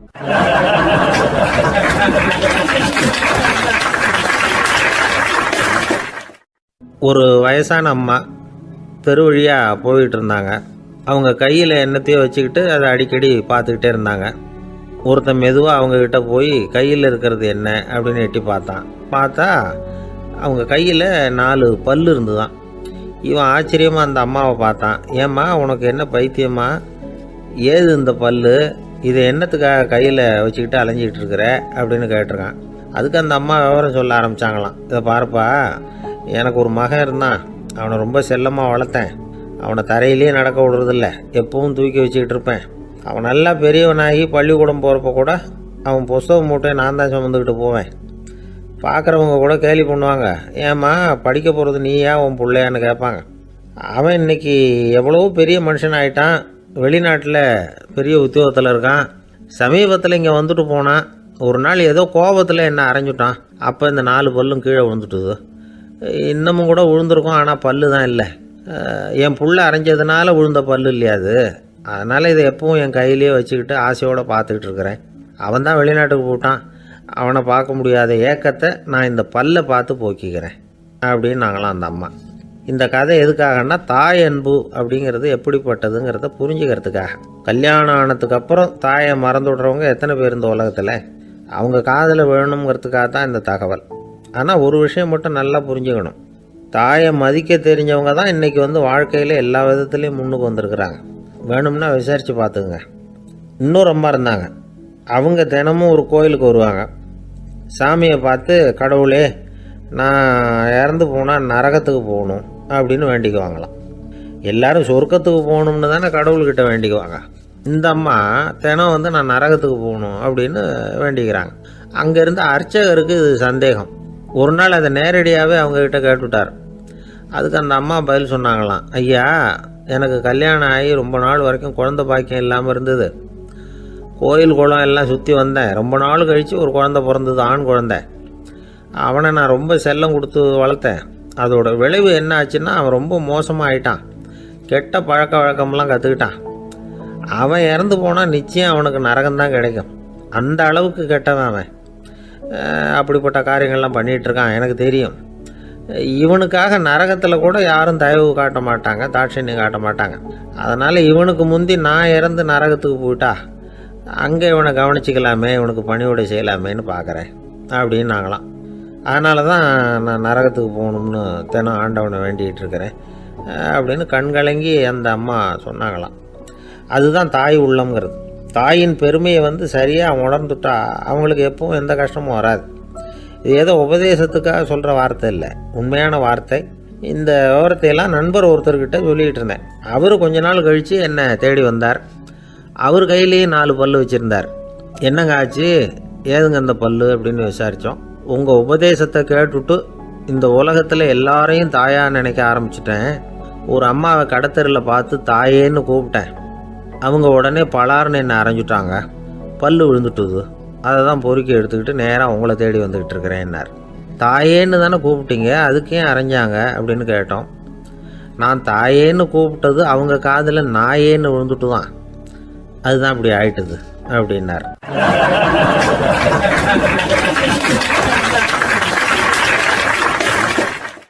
ஐயா, என்னுடைய நூல் வெளியீட்டு விழாவுக்கு அவசியம் நீங்கள் வரணும் அப்படின்னு கூப்பிட்டார் ஒருத்தர். எப்போ வரணும்னு கேட்டேன். அடுத்த வாரம்னார். சரி, புத்தகம் தயாராகிட்டுதா அப்படின்னேன். நாளைக்கு தான் அச்சிக்க கொடுக்க போகிறேன்னார். என்னங்க இது, புத்தகம் அச்சிடுறதுக்கு முன்னாடியே அழைப்புதழை அச்சடிச்சு விட்டீங்களே அப்படின்னு கேட்டேன். அதனால் என்னங்க, அந்த காலம் மாதிரியா இப்போல்லாம் அச்சுக்கலை எவ்வளவோ முன்னேறியாச்சுங்க. Linotype, monotype, photo type, laser, இப்படி என்னென்னமோ வந்தாச்சு. இன்றைக்கி கொடுத்தா நாளைக்கே புத்தகம் தயார் அப்படின்னார். இப்படி இந்த அளவுக்கு முன்னேறி இருக்கிற இந்த அச்சுக்கலை ஆரம்பத்தில் எப்படி இருந்தது தெரியுமா? அந்த காலத்தில் காகிதம்னா என்னென்னே தெரியாது. அப்படி ஒன்று கண்டுபிடிக்கப்படவே இல்லை. அப்போல்லாம் எதையாவது ஒன்று எழுதணும்னா அதுக்கு ஆட்டு தோலை தான் பயன்படுத்தி இருக்கிறாங்க. கண்ணுக்குட்டி தோல் கூட அதுக்கு உபயோகப்பட்டு தான். ஐரோப்பாவில் இருந்த பாதிரியார்கள் தோலில் எழுதப்பட்ட புத்தகத்தை தயாரிக்கிறதுல ரொம்ப கெட்டிக்காரங்களாம். எகிப்து, அப்புறம் மத்திய தரைக்கடல் ஓரத்தில் உள்ள நாடுகள், இங்கெல்லாம் தோல் தான் எழுதுபொருளாக பயன்பட்டு வந்திருக்குது. ஆனால் நம்ம நாட்டில் ஓலைச்சுவடிகளை எழுத்துக்கு பயன்படுத்தி இருக்கிறாங்க. எழுதுறதுக்கு தோலை பயன்படுத்தினவங்க பிறகு பேப்பரைஸ் அப்படிங்கிற கோரை புல்லை அதுக்கு பயன்படுத்தினாங்களாம். இதெல்லாம் அப்படி கொஞ்சம் கொஞ்சமாக கண்டுபிடிச்சிட்டு வந்திருக்கிறாங்க. அந்த புல்லை கச்சிதமாக நறுக்க வேண்டியது, நல்லா பதப்படுத்த வேண்டியது, அதுக்கப்புறம் அதில் எழுத வேண்டியது, அவ்வளவுதான். பேப்பருங்கிற சொல்லே இந்த பேப்பைரஸ் அப்படிங்கிறதுலேருந்து வந்தது தான். அதுக்கப்புறம் தான் காகிதம் வந்தது. இதை முதல்ல சீன நாட்டில் தான் கண்டுபிடிச்சாங்க. அது வந்த பிறகு அச்சு எந்திரம் கண்டுபிடிக்க வேண்டிய அவசியம் ஏற்பட்டது. அதை கண்டுபிடிச்சவர் ஜெர்மானிய அறிவியல் அறிஞர் ஜான் கூட்டன்பர்க். அச்சு கலைக்கு அடித்தளம் அமைச்சவர் அவர் தான். ஜெர்மனியில் மெயின்ஸ் அப்படிங்கிற ஊரில் 1399 பிறந்தார். அவரோட மாமன் ஒருத்தர் உலோக வேலையில் வல்லவர். அவர்கிட்ட இந்த வேலையை கற்றுக்கிட்டார். அதோட வைர கற்களை பட்டை தீட்டுறதுலையும் ரொம்ப தேர்ச்சி பெற்றிருந்தார். இளம் வயசுலேயே சும்மா இருக்க மாட்டாராம். எதை செஞ்சாலும் அதை திறமையாக செய்வாராம். அவர் தான் முதல்ல மர அச்சு எழுத்துக்களை உருவாக்கினார். அது மேலே மை தடவி பிரதிகள் எடுத்தார். அதுக்கப்புறம் உலோக எழுத்துக்கள், முதல்ல காரியம், அப்புறம் இரும்பு, அப்புறம் கலப்பு உலோகம், பிறகு அச்சடிக்கிறதுக்கு எந்திரம் ஒன்றையும் உருவாக்கினார். முதல்ல பைபிள் அச்சடித்தார். 1468 அவர் இறந்து போனார். 16ஆம் நூற்றாண்டில் மேலை நாடுகளிலிருந்து மர எழுத்துக்களை கொண்டுகிட்டு தமிழ்நாட்டில் கிறிஸ்தவ நூல்களை அச்சிட்டாங்க. அப்போல்லாம் அச்சகங்கள் போதிய அளவுக்கு இங்கே இல்லை. அதுக்கு என்ன காரணம்னா, இந்தியர்கள் அச்சகங்களை நடத்தக்கூடாது அப்படின்னு சட்டம். 1835 வரைக்கும் அந்த சட்டம் நடைமுறையில் இருந்தது. இந்த நிலைமையில் அங்கேயும் இங்கேயுமா 1-2 அச்சகங்கள் ஆரம்பமாச்சு. 1713 தரங்கம்பாடியில் லூத்தரன் மிஷன் அச்சகம், அதே ஆண்டில் சென்னையில் SPCK அச்சகம், இது ரெண்டும் தான் இந்தியாவில் முதல்ல தொடங்கப்பட்ட அச்சகங்கள். ஆட்டுத்தோல்லையும் ஓலைச்சுவடியிலையும் எழுதப்பட்ட எழுத்துக்கள் இன்னைக்கு எங்கேயோ போயிட்டுது. ஆனால் நம்ம ஊரில் எழுத்தாளர்கள் நிலைமை தான் ஒன்றும் சொல்லிக்கிறது மாதிரி இல்லை. நம்ம ஆள் ஒருத்தர் சொன்னார், சார் நான் சொந்தத்தில் ஒரு அச்சாபீஸ் வச்சுருந்தேன், இப்போவும் வச்சுருக்கிறேன். அதனால் என்னுடைய படைப்புகளை புத்தகமாக வெளியிடுறதுல எனக்கு ஒன்றும் கஷ்டம் இல்லை. வருஷத்துக்கு ஒரு புத்தகம் எழுதி வெளியிட்டுருவேன். 15 வருஷமாக இலக்கிய உலகத்துக்கு இப்படி சேவை செஞ்சுக்கிட்டு வர்றேன். ஆனால் இந்த வருஷம்தான் வாசகர்கள் எனக்கு பாராட்டு விழா நடத்தியிருக்கிறாங்க அப்படின்னார். இந்த வருஷம் அப்படி என்ன விசேஷம் அப்படின்னு கேட்டோம். இந்த வருஷம்தான் நான் எந்த புத்தகம் எழுதி வெளியிடாமல் இருந்தேன், அதுக்காகத்தான் எனக்கு இந்த பாராட்டு விழா அப்படின்னார்.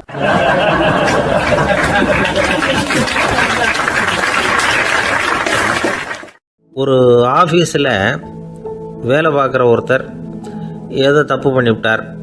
உடனே மேல் அதிகாரி அவரை கூப்பிட்டு அனுப்புனார். நீ செஞ்சது தப்புன்னார் கோபமாக. இது ஒரு ரகம். சில அதிகாரிகள் இப்படி நீங்கள் செஞ்சது தப்புன்னு சொல்கிறதில்ல, நீங்கள் செஞ்சது சரி அப்படின்னு சொல்கிறதில்ல.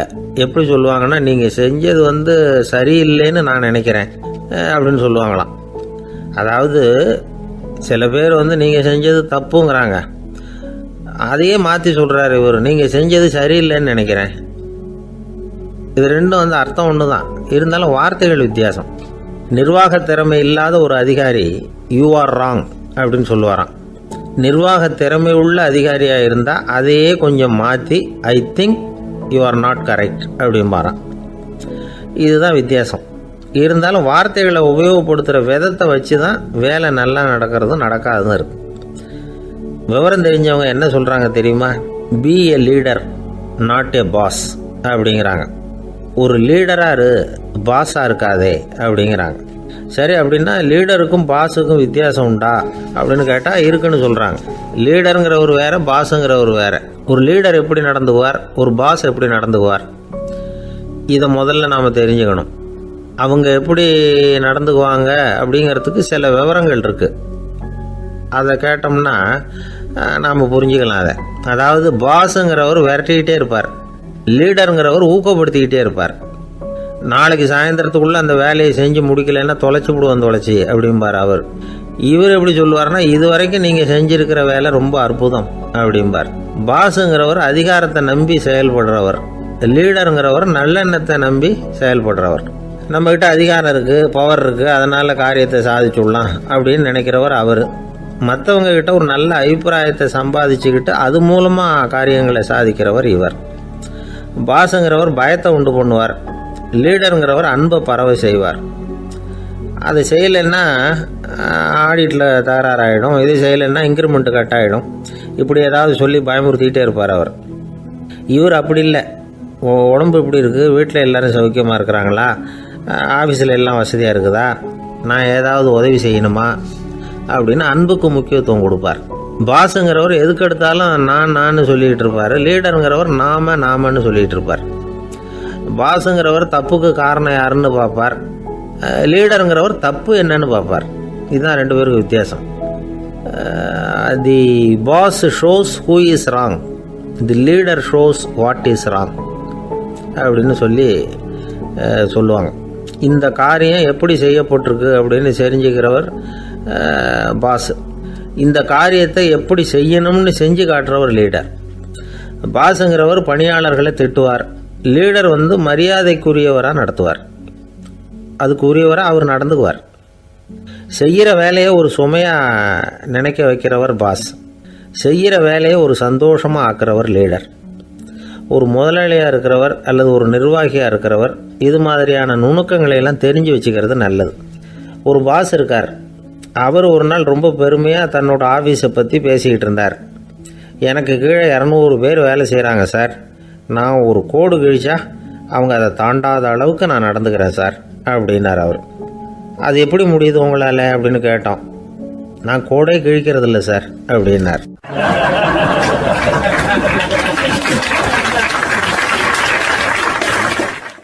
ஊருக்கு வெளியில் அமைதியான ஒரு இடம், அங்கே ஒரு ஆசிரமம், அங்கே ஒரு சாமியார். அவர் தினமும் நல்ல போதனைகள்லாம் செய்வார். பல பேர் போய் அங்கேயே சில நாள் தங்கி இருந்து அவர் சொல்கிற அறிவுரைகளை எல்லாம் கேட்டுக்கிட்டு வர்றது வழக்கம். ஒரு தடவை அவரை பார்த்துட்டு போகிறதுக்காக 3 வெளியூர் தம்பதிகள் வந்தாங்களாம். அந்த மடத்திலேயே சாப்பிட்டுக்கிட்டு தங்கியிருந்து அவங்களுடைய போதனைகளை கேட்டுக்கிட்டு போகணுங்கிறது அவங்க நோக்கம். காலையில் குளிச்சுட்டு பூஜையில் உட்காந்தார் அந்த சுவாமி. இவங்களும் குளிச்சுட்டு அந்த பூஜையை பார்க்கறதுக்காக அவர் முன்னாடி வந்து உட்காந்தாங்க. பூஜை ஆரம்பமாச்சு. சம்பிரதாயப்படி அது ரொம்ப நேரம் நடந்துக்கிட்டே இருக்குது. இவங்களுக்கு நல்ல பசி இருந்தாலும் இந்த நேரத்தில் அதை எப்படி வெளியில் காட்டிக்கிறது? பேசாமல் இருந்தாங்க. அந்த சுவாமி பூஜையை முடித்தார். அதுக்கப்புறம் பேச ஆரம்பித்தார். பேச்சு அருமையாக தான் இருந்தது, அமிர்தமாக தான் இருந்தது. இருந்தாலும் இவங்களுக்கு இருக்கிற வயிற்று பசி அது சரியாக கவனிக்க விடலை. அந்த சுவாமியே இதை கவனிச்சதா தெரியல. இவங்களுக்கு மனசுக்குள்ள ஒரு எண்ணம், உள்ளே சாப்பாடு தயாராகிட்டு இருக்கும் போல இருக்கு, இந்த பேச்சு முடிஞ்சது நம்மளை உள்ளே அழைச்சிட்டு போய் சாப்பாடு போடுவாங்கன்னு நினைக்கிறோம் அப்படின்னு இவங்களாம் நினச்சிக்கிட்டாங்க. ஆனால் சுவாமி இதை பற்றி எதுவுமே பேசலை, கண்டுக்கலை. ஒரு அம்மாவால் அதுக்கு மேலே சும்மா இருக்க முடியுமா? முடியல. சாப்பாட்டை கவனிக்கலாமா அப்படின்னு சொல்லி மெதுவாக ஆரம்பித்தாங்க. கவனிக்கலாமே அப்படின்னு உள்ளே அழைச்சிட்டு போனார் சுவாமி. இவங்க ரொம்ப அவசரமாக எழுந்திருச்சு உள்ளே ஓடினாங்க. அங்கே ஒரு மேஜை மேலே ஒரு கிண்ணம் மூடி இருந்தது. இதுதான் சாப்பாட்டு மேஜை போல இருக்கு, இங்கே சாப்பாடு வந்துடும் அப்படின்னு நினச்சாங்க. உடனே போய் சுற்றி உட்காந்துக்கிட்டாங்க. சுவாமி அந்த கிண்ணத்தை எடுத்து அந்த அம்மா கிட்ட கொடுத்தார். அவங்க அதை வாங்கி மூடியை திறந்து பார்க்குறாங்க. உள்ளே ஒரு சாவி இருக்குது. சரிதான், இது சமையலறை சாவி போல இருக்கு. அங்கே போய் அதை திறந்து சாப்பாட்டை நாமே எடுத்துக்கிட்டு வந்து இங்கே வச்சுக்கிட்டு சாப்பிடணும் போல இருக்கு அப்படின்னு நினச்சாங்க. சாவி இருக்கு இல்லையா, வாங்க பூட்டு நிறைய காட்டுறேன் அப்படின்னு சுவாமி அவங்கள அழைச்சிட்டு போனார், காட்டினார். இவங்க அந்த அறையை ரொம்ப ஆவலோடு திறந்தாங்க. உள்ளே பார்த்தா அங்கே அரிசி, பருப்பு, விதவிதமான காய்கறி எல்லாம் இருக்குது. சமையலுக்கு வேண்டிய மிளகாய், எண்ணெய், பால், தயிர், நெய் இப்படி எல்லாமே இருக்குது.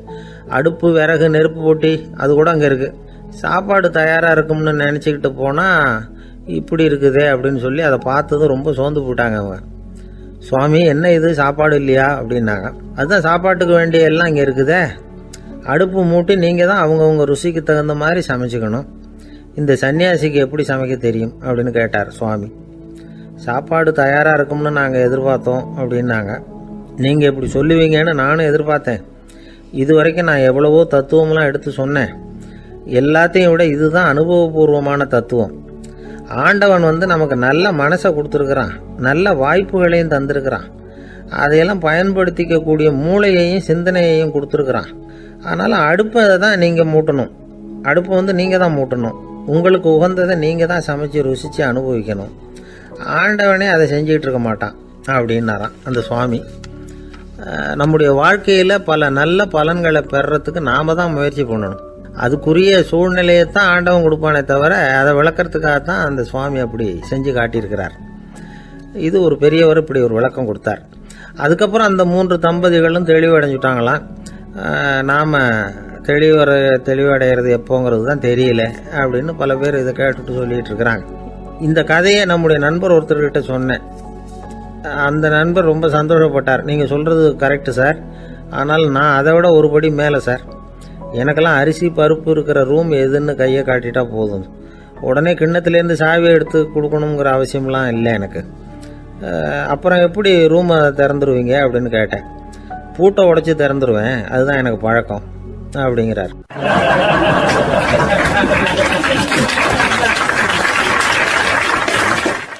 ஒருத்தர் மனசில் நிம்மதி இல்லாமல் உட்காந்துருந்தார். என்ன சார் விஷயம் அப்படின்னு விசாரித்தேன். அகலக்கால் வச்சுட்டேன், அதுதான் அவதிப்படுறேன்னார். விவரமாக சொல்லுங்கன்னு. வீடு கட்டணும்னு ஆரம்பித்தேன், வேலை பாதியிலேயே நிற்கிது, கையில் பணம் இல்லை அப்படின்னார். இது மாதிரி ஆசாமிகள் பல பேரை நீங்கள் பார்த்துருக்கலாம். இவங்கெல்லாம் சுலபமாக மன அழுத்தத்துக்கு ஆளாயிடுறாங்க. மன உளைச்சல், அதாவது ஸ்ட்ரெஸ் அப்படின்னு சொல்கிறோமே, அதுக்கு அடிப்படையான சில காரணங்கள் உண்டு. அதாவது மிகையாக திட்டமிடுதல் அப்படிங்கிறதும் ஒரு முக்கியமான காரணம். நடைமுறை சாத்தியம் என்னங்கிறத மனசில் வச்சுக்கிட்டு எந்த திட்டத்தையும் தீட்டணும், அப்போ தான் அது சரியாக வரும். 2வது காரணம் என்ன தெரியுமா? ஒரே நேரத்தில் பல்வேறு செயல்களில் ஈடுபடுறது. தொலைபேசியில் பேசிக்கிட்டே கையில் இருக்கிற கடிதத்தை படிச்சுக்கிட்டே எதிரில் உட்காந்துக்கிட்டு இருக்கிறவருக்கும் அப்பப்போ பதில் சொல்லிக்கிட்டு மனசில் பல்வேறு சிந்தனைகளை அப்படியே ஓட விட்டுக்கிட்டு இருக்கிறது, இதுவும் மன அழுத்தத்தை உண்டாக்குது. 3வது காரணம், எதிலேயும் வெற்றி மட்டும் எதிர்பார்க்குற ஒருதலைப்பட்சமான ஆர்வம். நாம் தொட்டதெல்லாம் வெற்றியாகவே முடியணும் அப்படின்னு எதிர்பார்க்குறவங்க ஏதாவது ஒன்றில் தோல்வியை கண்டா தோண்டு போயிடுறாங்க. எப்படியும் முடியலாம்ங்கிற எண்ணம் ஏற்கனவே நமக்குள்ளே இருந்துட்டுதுன்னா அந்த அவஸ்தை வராது. அதனால் அதுவும் நம்ம வளர்த்து கொள்ள வேண்டிய ஒரு குணம். மன உளைச்சல் ஏற்படுறதுக்கு இன்னொரு காரணம் எதையும் வேகமாக செஞ்சுடணும் அப்படிங்கிற துடிப்பு. அந்த துடிப்பே மனசை அழுத்த ஆரம்பிச்சிடும். எந்த ஒரு காரியத்திலையும் தாமதமோ இடையூறோ ஏற்பட்டால் அதை பொறுத்துக்கிற மனப்போக்கம் வேணும். அது இல்லாதவங்க அழுத்தத்துக்கு ஆளாயிடுறாங்க. சில பேர் வேலைன்னு எந்த நேரம் பார்த்தாலும் வேலையே கதின்னு கிடப்பாங்க. பொழுதுபோக்குக்கோ உடற்பயிற்சிக்கோ குடும்பத்தில் உள்ளவங்க அல்லது நண்பர்கள் கூட கலந்துரையாடவோ கொஞ்சம் கூட நேரம் ஒதுக்க மாட்டாங்க. இந்த சுபாவம் மன அழுத்தத்தை உண்டு பண்ணும். இதையெல்லாம் புரிஞ்சுக்கிட்டு அதிலிருந்து விடுபடுறது எப்படின்னு யோசிக்கணும். வல்லுநர்கள் இது தொடர்பாக சில யோசனைகளை சொல்லி வச்சிருக்கிறாங்க. அது என்னன்னா, வாழ்க்கைங்கிறது பிரச்சனைகளால் பின்னப்பட்ட ஒன்று. அது எப்போவுமே முடிவடையாத ஒரு தொடர்கதை அப்படிங்கிறத முதல்ல நாம் புரிஞ்சுக்கணும். ஒரே நேரத்தில் ஒரு காரியத்தில் மட்டுமே நாம் கவனம் செலுத்தணும். அடுத்தவங்க காரியத்தில் தலையிடக்கூடாது. எதையும் பேச ஆரம்பிக்கிறதுக்கு முன்னாடி நம்மை நாமே கேட்டுக்க வேண்டிய கேள்வி 2. 1, நான் சொல்ல போகிறது ரொம்ப முக்கியமானதா? 2வது, நான் சொல்கிறத அவங்க கேட்கறதுக்கு ஆசைப்படுறாங்களா? நான் பேசுகிறதுக்கு அது சரியான நேரம் தானா? இதை யோசித்து பார்த்ததுக்கப்புறம் எதையும் பேச ஆரம்பிக்கணும். முடிஞ்ச அளவுக்கு வளைந்து போகிற சுபாவத்தை வளர்த்துக்கணும். நம்ம நேரம் விலை மதிப்பு இல்லாதது.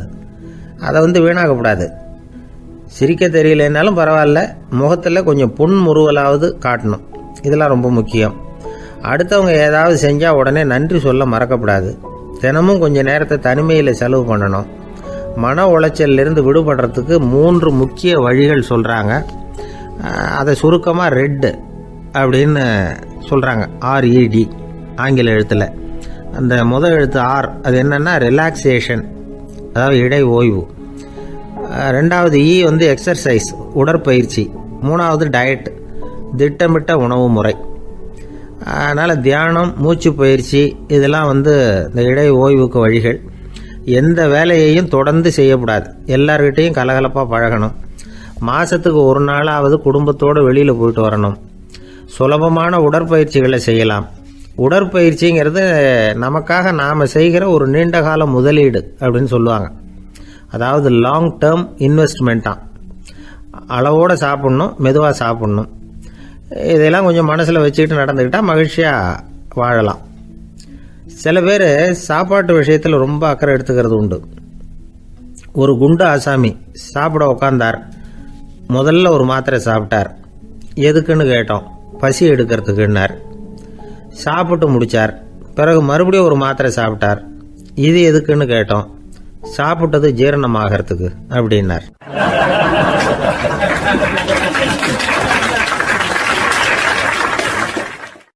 ஒரு காலத்தில் பிரஷ்யா அப்படின்னு ஒரு தேசம் இருந்தது. இப்போ ஜெர்மனி இருக்குல்ல, இதோட பெரும்பகுதி ஒரு காலத்தில் பிரஷ்யாங்கிற பேரில் இருந்தது. அப்போ அதுக்கு அரசராக இருந்தவர் மகா ஃப்ரெடரிக், அதாவது ஃப்ரெடரிக் தி கிரேட் அப்படின்னு சொல்லுவாங்க. அந்த ராஜாவுக்கு ஒரு சந்தேகம். நாம் பல வகையான வரிகளை விதித்து வசூல் பண்ணுறோம். அப்படி பண்ணி வருமானம் குறைஞ்சிக்கிட்டே போகுதே, இதுக்கு என்ன காரணமாக இருக்கும்? இதுதான் அவருக்கு ஏற்பட்ட சந்தேகம். ஒரு சமயம் அந்த அரசர் தம்முடைய அமைச்சர்களையும் பிரபுக்களையும் தளபதிகளையும் கூப்பிட்டு ஒரு விருந்து வச்சார். விருந்து முடிஞ்சதும் அவங்கள பார்த்து இந்த சந்தேகத்தை கேட்டார். வரிகள் அதிகமாக விதித்து வருமானம் குறையறதுக்கு என்ன காரணம் அப்படின்னு கேட்டார். பல பேருக்கு இதுக்கு சரியாக பதில் சொல்ல தெரியல. அனுபவசாலியான ஒரு தளபதி எழுந்திருச்சார். அரசே, அது எப்படிங்கிறத இப்போ உங்களுக்கு காட்டுறேன்னார். உடனே ஒரு பெரிய பனிக்கட்டி ஒன்றை தன்னுடைய கையில் எடுத்தார். அதை அப்படியும் எப்படியும் திருப்பி பார்த்தார். அப்புறம் அடுத்தவர்கிட்ட கொடுத்தார். அவரும் அதை அப்படியும் இப்படியும் திருப்பி பார்த்துட்டு அடுத்தபடியாக இருந்தவர்கிட்ட கொடுத்தார். இப்படியே இதை ஒவ்வொருத்தராக பார்த்துட்டு ஒவ்வொரு கையாக மாறி கடைசியில் மன்னர் கைக்கு போய் சேர்ந்தது. மன்னர் கைக்கு அந்த பனிக்கட்டி போய் சேர்ந்தப்போ அது கொஞ்சம் கொஞ்சமாக உருகி ஒரு பட்டாணி கடலை சைஸுக்கு ஆயிட்டுது. மன்னர் யோசனை பண்ணார். வரி அதிகமாக போட்டாலும் வந்து சேர்றது குறைவாக இருக்கிறதுக்கு என்ன காரணம் அப்படிங்கிறது அவருக்கு புரிஞ்சு போச்சு. காலம்தான் மாறிட்டு இருக்கே தவிர இந்த கையூட்டு வாங்குற பழக்கம் மாறினதாக தெரியல. இன்னொரு ராஜா இருந்தார். அவர் தன்னுடைய ராஜாங்கத்தில் லஞ்ச ஊழலே சுத்தமாக இருக்கக்கூடாது அப்படின்னு நினச்சார். அவர்கிட்ட பல்வேறு துறைகளுக்கும் பொறுப்பாக இருந்த பல பேரும் ரொம்ப சுத்தமாகவும் நேர்மையாகவும் இருந்தாங்க. ஒரே ஒருத்தர் மட்டும் எல்லார்கிட்டையும் லஞ்சம் வாங்கிட்டே இருந்தார். அவரை வேறு வேறு துறைகளுக்கு மாற்றி பார்த்தாரு. அந்த ராஜா என்னென்னமோ பண்ணி பார்க்குறாரு. எந்த வேலையை கொடுத்தாலும் அதுலேயும் லஞ்சம் வாங்குறதுக்கு ஒரு வழியை உண்டு பண்ணிக்குவார் அந்த ஆள். ராஜாவுக்கு இது ஒரு பெரிய தலைவலியாக போட்டுது. இவர் என்ன பண்ணுறது, இவருக்கு என்ன வேலையை கொடுக்கறது, கொஞ்சம் கூட லஞ்சம் வாங்குறதுக்கு சான்ஸே இல்லாத ஒரு வேலையை கொடுக்கணும் அப்படின்னு திட்டம் போட்டார். ஒரு நாள் அவருக்கு அந்த உத்தரவும் போட்டுட்டார். அதாவது அவருக்கு என்ன வேலைன்னா, கடற்கரையில் தான் அவருக்கு ஆஃபீஸ். அங்கேயே இருந்துக்க வேண்டியது. தினமும் எத்தனை கடல் அலை கரையில் வந்து மோதுது அப்படிங்கிறத கணக்கு எடுத்து ராஜாவுக்கு தெரிவிக்க வேண்டியது. இதுதான் அவருக்கு வேலை. பேசாமல் அலையை எண்ணிட்டு உட்காந்துருக்கிட்டோம், அப்போவாவது அவர் லஞ்சம் வாங்குகிற சந்தர்ப்பம் இல்லாமல் போயிடும் அவருக்கு அப்படின்னு நினச்சார் ராஜா. இந்த ஆள் கடற்கரைக்கு போய் டியூட்டியில் ஜாயின் பண்ணிட்டார். ஒரே மாதத்தில் அங்கே சொந்தமாக ஒரு பிரம்மாண்டமான மாளிகை கட்டிவிட்டார். ராஜாவுக்கு இது பெரிய ஆச்சரியமாக போச்சு. அலையை என்ற வேலையில் அந்த ஆள் எப்படி பணம் சம்பாதிச்சார் அப்படின்னு விசாரித்து பார்த்தார் அக்கம் பக்கத்தில். அந்த ஆள் என்ன பண்ணியிருக்கிறாருன்னா, கடற்கரையில் போய் பொறுப்பை ஏற்றுக்கிட்ட உடனே அங்கே இருந்த மீனவர்கள்கிட்ட எல்லாம் இந்த கரையில் வந்து ஒரு நாளில் வந்து மோதுற அலைகள் எத்தனை அப்படின்னு கேட்டிருக்காரு. அது எப்படிங்க தெரியும்னு இருக்காங்க அவங்க. தினமும் அந்த எண்ணிக்கை தெரியணும். நம்ம ராஜாவுக்கு தினமும் அறிக்கை அனுப்பணும், டெய்லி ரிப்போர்ட்டு. தவறுனா நீங்கள் இந்த கடலில் போய் மீன் பிடிக்கிறதுக்கு ராஜாவோட அனுமதி கிடைக்காது அப்படின்ட்டுருக்காரு. உடனே மீனவர்களும் பயந்து போட்டாங்க. கடலுக்கு போகிறதுக்கு அனுமதி இல்லைன்னா பட்டினி கிடக்கிறது மாதிரி ஆகிடுமே.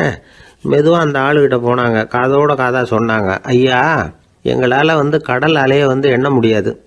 தினமும் எங்களால் முடிஞ்சதை உங்களுக்கு பணமாக கொடுத்துட்றோம். நீங்கள் தான் ராஜா கிட்ட சிபாரிசு பண்ணி நாங்கள் தொடர்ந்து மீன் பிடிக்கிறதுக்கு அனுமதி வாங்கி கொடுக்கணும் அப்படின்னு வேண்டிக்கிட்டாங்க.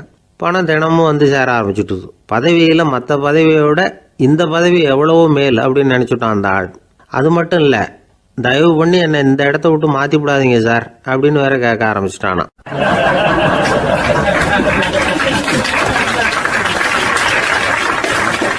என் நண்பர் ஒருத்தர் ஆழ்ந்த சிந்தனையில் இருந்தார். என்ன யோசனை பண்ணுறீங்கன்னு கேட்டேன். தலைவர் ஆகணும்னு பார்க்குறேன், அதுதான் என்ன வழின்னு யோசிச்சுக்கிட்டு இருக்கேன்னார். நான் கூட அது மாதிரி யோசித்து பார்த்தேன். அதுக்கப்புறம் அந்த யோசனையை கை விட்டுட்டேன் அப்படின்னோம். ஏன்னு கேட்டார். அதுக்கான தகுதிகள் நமக்கு இல்லைங்கிறது புரியுது. அது நமக்கு புரியறத விட நம்ம விட மற்றவங்களுக்கு நல்லா புரிஞ்சு போச்சு. அதனால் பேசாமல் கம்முன்னு இருந்துடுறது தான் நல்லது அப்படின்னோம். தலைவர் ஆகிறதுக்கு தகுதிகள் வேற உண்டோ அப்படின்னு கேட்டார். அவர் யதார்த்தமாக தான் கேட்குறார். நாங்கள் உடனே எங்ககிட்ட இருந்த ஒரு புத்தகத்தை எடுத்து அவர்கிட்ட கொடுத்தோம். படித்து பாருங்கன்னு. தலைவர் ஆகிறதுக்கு என்ன வழி அப்படிங்கிறத பற்றி அதில் போட்டிருக்கிறாங்க. முதல் வழி என்ன தெரியுமா? ஒரு 4 பேர் முன்னாடி இல்லைன்னா ஒரு கூட்டத்துக்கு முன்னாடி நீங்கள் பேச போகிறீங்க. அப்போ எப்படி ஆரம்பிக்கணும்னா, உண்மையான புகழ்ச்சி, நேர்மையான பாராட்டு, இதோடு ஆரம்பிக்கணும். எடுத்ததுமே அது சரியில்லை இது சரியில்லைன்னு பேசிகிட்டு இருக்கக்கூடாது. மக்களை பார்த்து நீங்கள் தான் தப்பு பண்ணிவிட்டீங்க அப்படின்னு நேரடியாக சொல்லக்கூடாது. தவறு இருந்தாலும் அதை வந்து மறைமுகமாக ஏதாவது கதை சொல்லி அதிலிருந்து அவங்க புரிஞ்சுக்கிற மாதிரி செய்யணும். அடுத்தவங்க பண்ண தப்பு என்னன்னு அலசறதுக்கு முன்னாடி நீங்கள் பண்ணின தப்பு என்னங்கிறத பற்றியே பேசுங்க. எதுக்கும் நேரடியாக உத்தரவு போட்டுக்கிட்டு இருக்கக்கூடாது. இதை நீங்கள் செய்யணும் அப்படின்னு சொல்கிறதுக்கு பதிலாக நீங்கள் இப்படி செஞ்சால் எப்படி இருக்கும் அப்படின்னு கேள்வி மாதிரி கேட்கணுமா. இப்படி கேட்டால் அது உத்தரவு மாதிரி தெரியாதான். அடுத்தவங்க மரியாதையை காப்பாற்றுறது மாதிரி பேசணுமா. உங்கள் பேச்சு இன்னொருத்தரை வந்து அவமானப்படுத்துறது மாதிரி இருக்கக்கூடாதான். ஏண்டா இவங்கிட்ட போய் மாட்டிக்கிட்டோம்னு யாரும் நினச்சிடக்கூடாது. ஒவ்வொரு சின்ன வளர்ச்சியையும் பாராட்டணும். வெற்றி வந்து சாதாரணமாக இருந்தாலும் பாராட்டாமல் இருந்துடக்கூடாது. பாராட்டும் பொழுது தாராளமாக இருக்கணும். குறை சொல்லும் பொழுது கவனமாக இருக்கணும். வாய்க்கு வந்தபடி பேசிவிட்டா அதுக்கப்புறம் வகையாக மாட்டிக்கிட்டு முழிக்க வேண்டியிருக்கும். நீங்கள் பேசுறது இன்னொருத்தருக்கு ஒரு கௌரவத்தையும் மரியாதையும் உண்டு பண்ணுறது மாதிரி இருக்கணும். நீங்கள் பேசுறது அடுத்தவங்களுக்கு இருக்கிற கொஞ்ச நெஞ்ச மரியாதையும் எடுத்து விடுறது மாதிரி இருக்கக்கூடாது. உங்கள் பேச்சை கேட்டால் கேட்குறவங்களுக்கு ஒரு ஊக்கம் வரணும், உற்சாகம் வரணும். தவறு எதுவாக இருந்தாலும் அதை சுலபமாக திருத்திக்கலாம், சரி பண்ணிக்கலாங்கிறது மாதிரி இருக்கணும் உங்கள் பேச்சு. அடுத்தவங்களை சந்தோஷப்படுத்துங்க. உங்கள் யோசனையை கேட்டு நடந்துக்கிறதுனால அந்த சந்தோஷம் அவங்களுக்கு கிடைக்கணும். இந்த தகுதியெல்லாம் உங்ககிட்ட இருந்தால் நீங்கள் ஒரு சிறந்த தலைவராகலாம் அப்படின்னு அந்த புஸ்தகத்தில் போட்டிருக்கு. இந்த காலத்தில் வந்து தலைவர் ஆகிறதுக்கு வேறு சில தகுதிகள்லாம் கூட தேவைப்படுது. ஒரு புள்ள வந்து தன்னுடைய அப்பா கிட்ட, அப்பா உன்ன மாதிரியே நானும் அரசியலில் சேரணும், தலைவர் ஆகணும்னு ஆசைப்படுறேன், இன்னையிலேருந்து எனக்கு அரசியல் பாடம் கற்றுக் கொடு அப்படின்னு கேட்டிருக்கான்.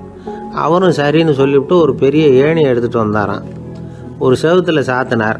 இந்த ஏணியில் ஏறி உயர போய் அங்கே பரன் மேலே இருக்கிற ஒரு புத்தகத்தை எடுத்துகிட்டு வாடான்னு இருக்கார். மகனை பார்த்து, அப்பா ஏணி ரொம்ப உயரமாக இருக்குது, நீ ஜாக்கிரதையாக இதை பிடிச்சிக்கோ, நான் ஏறி போகிறேன் அப்படின்னு நான் பையன். பயப்படாத, நான் பார்த்துக்கிறேன்னார் அப்பா. பையன் ஏணியில் ஏறினா உச்சிக்கு போனதும் அப்பா கையை எடுத்துட்டார். ஏணி அப்படியே சரிஞ்சுட்டுது. பையன் பொத்துன்னு கீழே விழுந்துட்டான். இடுப்பு பிடிச்சிக்கிட்டே எழுந்திரிச்சான். என்னப்பா இது, இப்படி என்னை ஏற விட்டுட்டு கையை விட்டுட்டியே, இப்படி கை விடலாமா அப்படின்னு கத்தியிருக்கான். அப்பா நிதானமாக சொன்னாராம், அவசரப்படாதேப்பா, அரசியலில் இதுதான் முதல் பாடம், பெத்த அப்பனா இருந்தாலும் அவனை நம்பாதே அப்படின்னு உபதேசம் பண்ண ஆரம்பிச்சாராம்.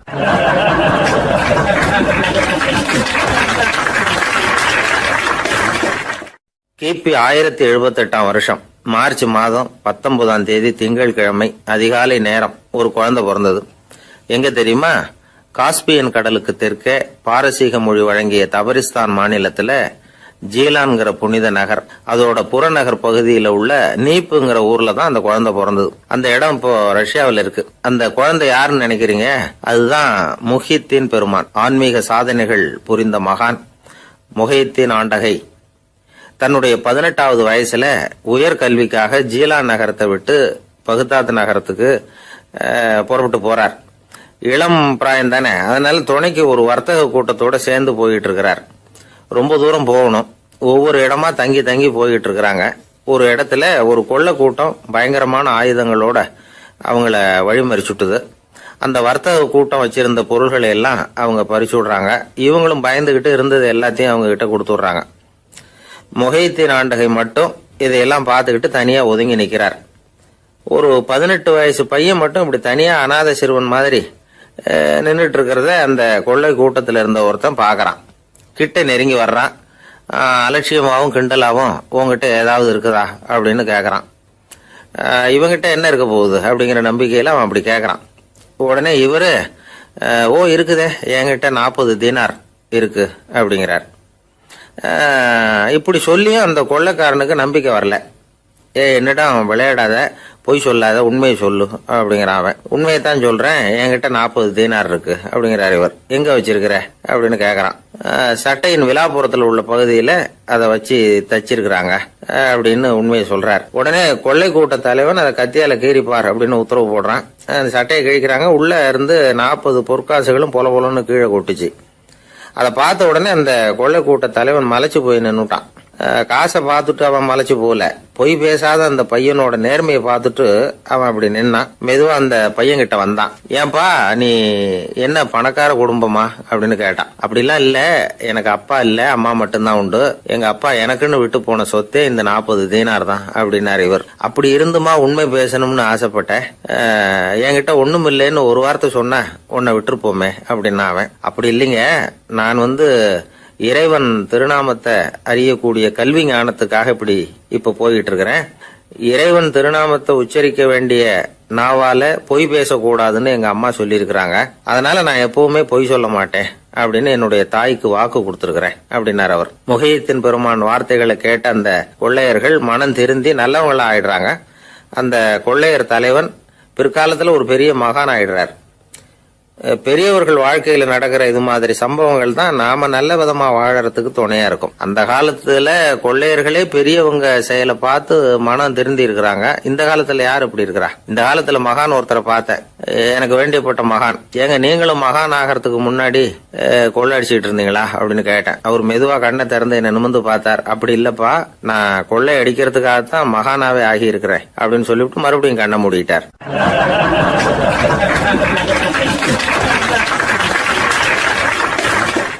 என்னுடைய நீண்டகால நண்பர் ஒருத்தர் வருஷம் தவறாமல் திருநள்ளாறு அப்படிங்கிற திருத்தலத்துக்கு போயிட்டு வர்றது வழக்கம்.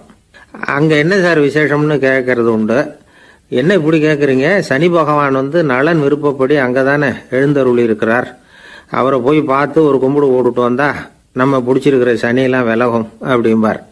சத்தம் போட்டு சொல்லாதீங்க சார், வீட்டில் வேற யார் காதிலாவது இது விழுந்துற போது அப்படின்னு சொல்றது உண்டு வர்றவங்க. இப்போ நான் சொல்றதுல உள்ள நியாயத்தை புரிஞ்சுக்கிட்டு அவரும் கொஞ்சம் எச்சரிக்கை உணர்வோட நமக்கு நன்றி சொல்லுவார்னு வச்சுங்களேன். அதாவது பார்வை மூலமாவே. அந்த நண்பருக்கு ஆன்மீக விஷயங்கள்ல அதிக ஈடுபாடு உண்டு. அப்பப்போ சில புராண கதைகளை எல்லாம் சொல்றது உண்டு. ரொம்ப சுவாரஸ்யமா இருக்கும். எப்போவுமே புராண விஷயங்களை எல்லாம் அறிவியலுங்கிற தராசில் வச்சு எடை போட்டுட்டு இருக்கக்கூடாது. அப்படி பார்த்தா அதெல்லாம் நம்ப முடியாத வெறும் கற்பனைகளாக தோணும், மூட நம்பிக்கைகளாகவும் தெரியும். புராணங்களை புராணங்களாகவே புரிஞ்சுக்கிறவங்களுக்கு அதெல்லாம் அர்த்தமுள்ள செய்திகளை உள்ளடக்கி இருக்கிறதாக தெரியும். அந்த வகையில் தான் இந்த நண்பரும் நிறைய செய்திகளை சொல்கிறது உண்டு. சனியை போல கொடுக்குறவனும் இல்லை, சனியை போல கெடுக்கிறவனும் இல்லை அப்படின்னு சோதிடர்கள் சொல்லுவாங்க. நாம் ஏதாவது ஒரு வம்புல மாட்டிக்கிட்டா பிடிச்சது சனி அப்படிங்கிறோம்.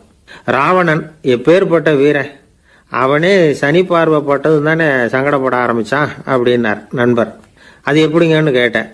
அவர் சொல்ல ஆரம்பித்தார், இந்த ராவணன் இருக்கானே நவ கிரகங்களையும் பிடிச்சி கொண்டுட்டு தன்னுடைய சிம்மாசனத்தில் அப்படியே படிகளாக போட்டு வச்சுட்டானான், ஒவ்வொரு படியாக. பாவம் அந்த 9 தேவதைகளும் ஒவ்வொரு படியாக குப்புற கிடக்குறாங்க.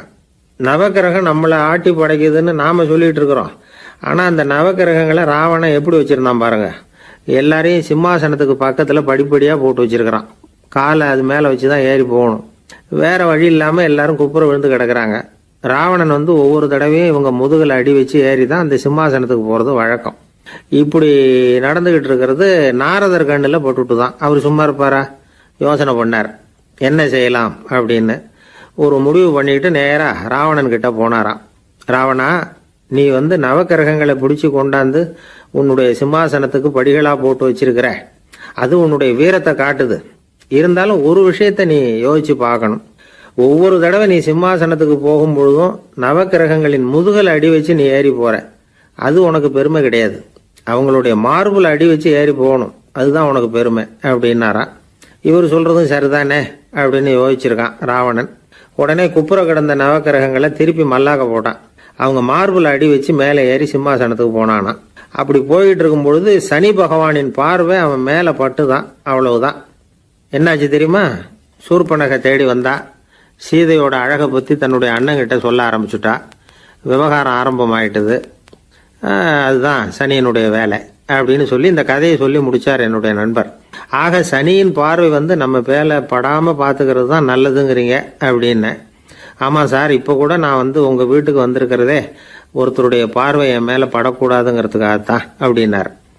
யாருங்க அதுன்னு என்னுடைய மாமனார் சார். அவசரத்துக்கு அவர்கிட்ட கொஞ்சம் கடன் வாங்கிவிட்டேன்.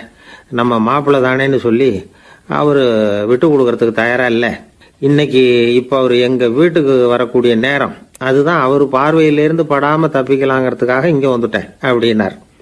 பார்வை படணும்னு இருந்தால் பட்டுத்தான் தீரும் போல இருக்கு அப்படின்னா.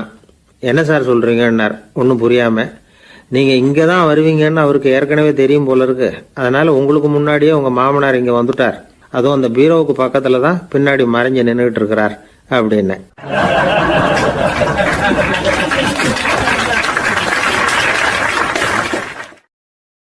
வருஷம் செப்டம்பர் மாதம் 22 மதுரை மேலமாசி வீதியில் உள்ள ஒரு வீடு. அங்கே அன்னைக்கு நடந்த ஒரு அற்புத நிகழ்ச்சி பின்னாடி உலக மக்களை எல்லாம் ஆச்சரியப்பட வச்சுது.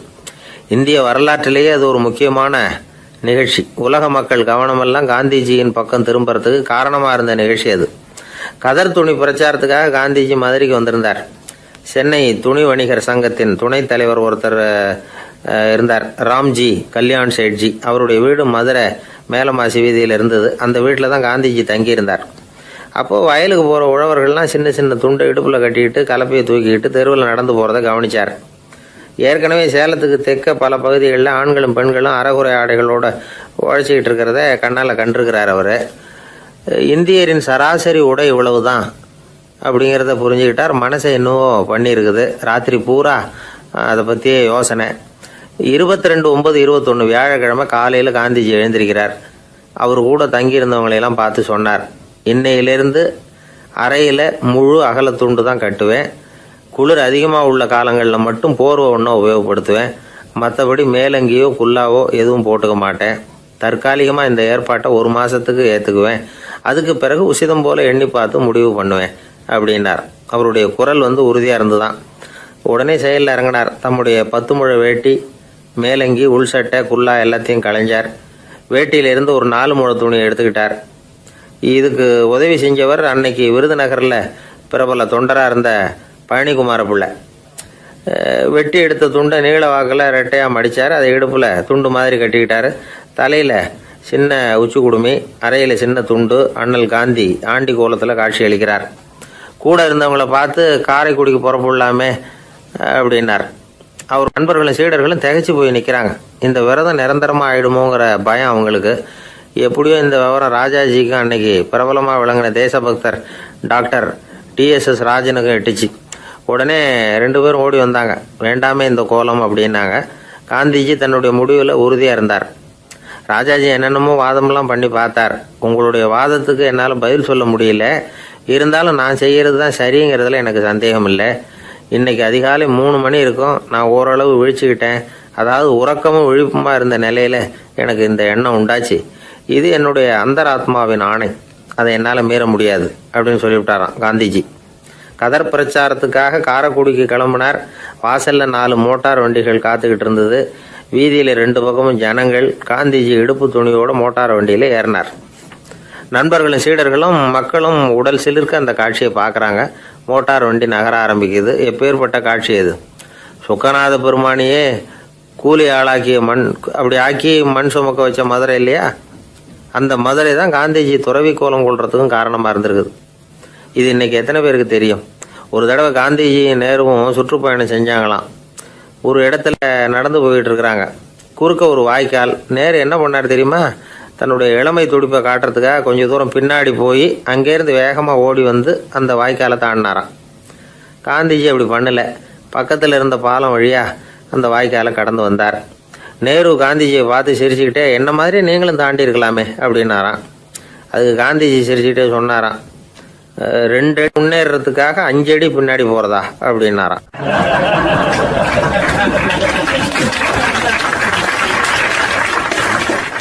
ஒரு பள்ளிக்கூடம். அதில் வசதியான வீட்டுக்குள்ள ஒருத்தன் படிச்சுக்கிட்டு இருந்தான். இன்னொரு ஏழை பையனும் அங்கே படிச்சுக்கிட்டு இருக்கிறான். இவங்க 2 பேரும் ஒரே தெருவில் தான் இருக்கிறாங்க. பணக்கார வீட்டு பையன் பங்களாவில் இருந்தான்.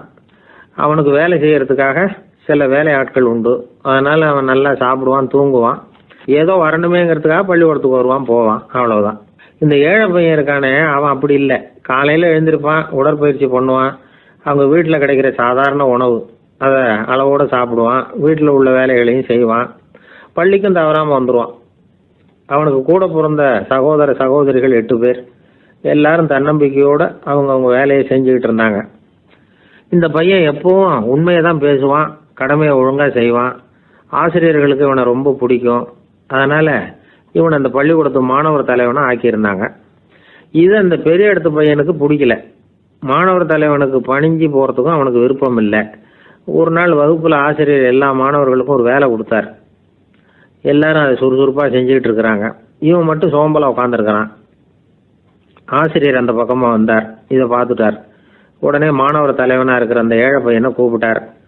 இந்த பாருப்பா, ஏன் அந்த பையன் இப்படி சும்மா உட்காந்துருக்கிறான், என்னன்னு விசாரிச்சு சொல்லு அப்படின்னு சொல்லிவிட்டு உள்ளே போயிட்டார்.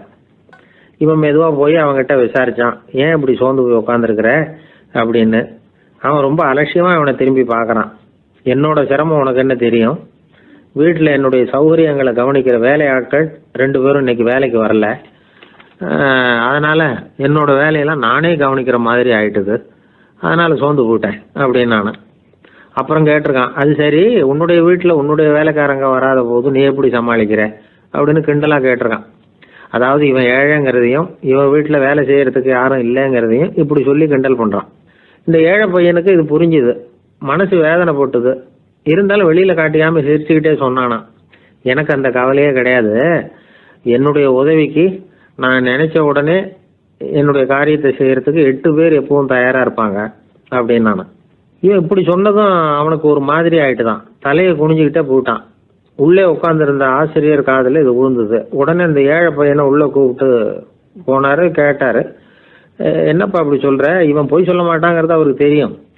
அவனை சமாளிக்கிறதுக்காக இப்படி ஒரு பொய்யை சொல்லியிருப்பாங்கிறதையும் அவரால் ஏற்றுக்க முடியல. ஏன்ப்பா, நீ நினைக்கிற காரியத்தை செய்ய 8 பேர் தயாராக இருக்கிறதா சொன்னியே, உன்னுடைய சகோதர சகோதரிகளை குறிப்பிட்டு அப்படி சொன்னியா அப்படின்னு கேட்டார். இல்லைங்க ஐயா, நான் அவங்கள குறிப்பிட்டு அப்படி சொல்லலைன்னா. அப்படின்னா பொய் சொன்னியா? இந்த சின்ன விஷயத்துக்கு அப்படி பொய் சொல்லலாமான்னார். ஐயா, நான் பொய்யும் சொல்லலைன்னா. இவன் அப்படின்னா நீ சொன்னதுக்கு என்ன அர்த்தம்னார். இப்போ அந்த பையன் சொல்கிறான், ஐயா, நான் நினைக்கிறத செய்து முடிக்க என் கூட இருக்கிற அந்த 8 பேர் யாருன்னா 2 கால் 2 கை, வாய், மூக்கு, கண்ணு, காது, ஆக மொத்தம் 8. இவங்க தான் இந்த வேலை ஆட்கள். நான் சொல்றதை செய்யறதுக்கு, நான் சொல்றதை கேட்கறதுக்கும் செய்யறதுக்கும் அவங்க எப்பவும் தயாரா இருக்காங்க. அந்த அளவுக்கு என்னுடைய பயிற்சிகள், பழக்க வழக்கங்கள் மூலமா அவங்கள நல்ல நிலைமையில வச்சிருக்கிறேன் அப்படின்னா. இந்த கதையை சுவாமி சின்மயானந்தர் சொல்றது வழக்கம். இயற்கை நமக்கு கொடுத்துருக்கிற வேலை ஆட்கள் இந்த 8. இவங்களை நல்ல முறையில் வச்சிருந்து வேலை வாங்க வேண்டியது நம்முடைய கடமை. அந்த கடமையை ஒழுங்காக செஞ்சுக்கிட்டு வந்தால் வாழ்க்கையில் வெற்றி நிச்சயம், இல்லைன்னா குழப்பம்தான். புத்தி சரியா இல்லைன்னா இந்த வேலையாட்கள் நாம் சொல்கிறத கேட்க மாட்டாங்க. ஒருத்தன் குடி போதையில் தள்ளாடி தள்ளாடி போய் ஒரு மரத்தில் முட்டிக்கிட்டானா. தலையில் கட்டு போட்டுக்கிட்டு மறுநாள் வந்திருக்கான். ஏன்டா இப்படி பண்ணுறேன்னு கேட்டிருக்காங்க. நான் ஒதுங்கி போன்னு தான் சொன்னேன், அது கேட்கல அப்படின்றான். எது கேட்கல? உன்னோட காலா அப்படின்னு கேட்டிருக்காங்க. இல்லைங்க, அந்த மரம் அப்படின்னு நானா.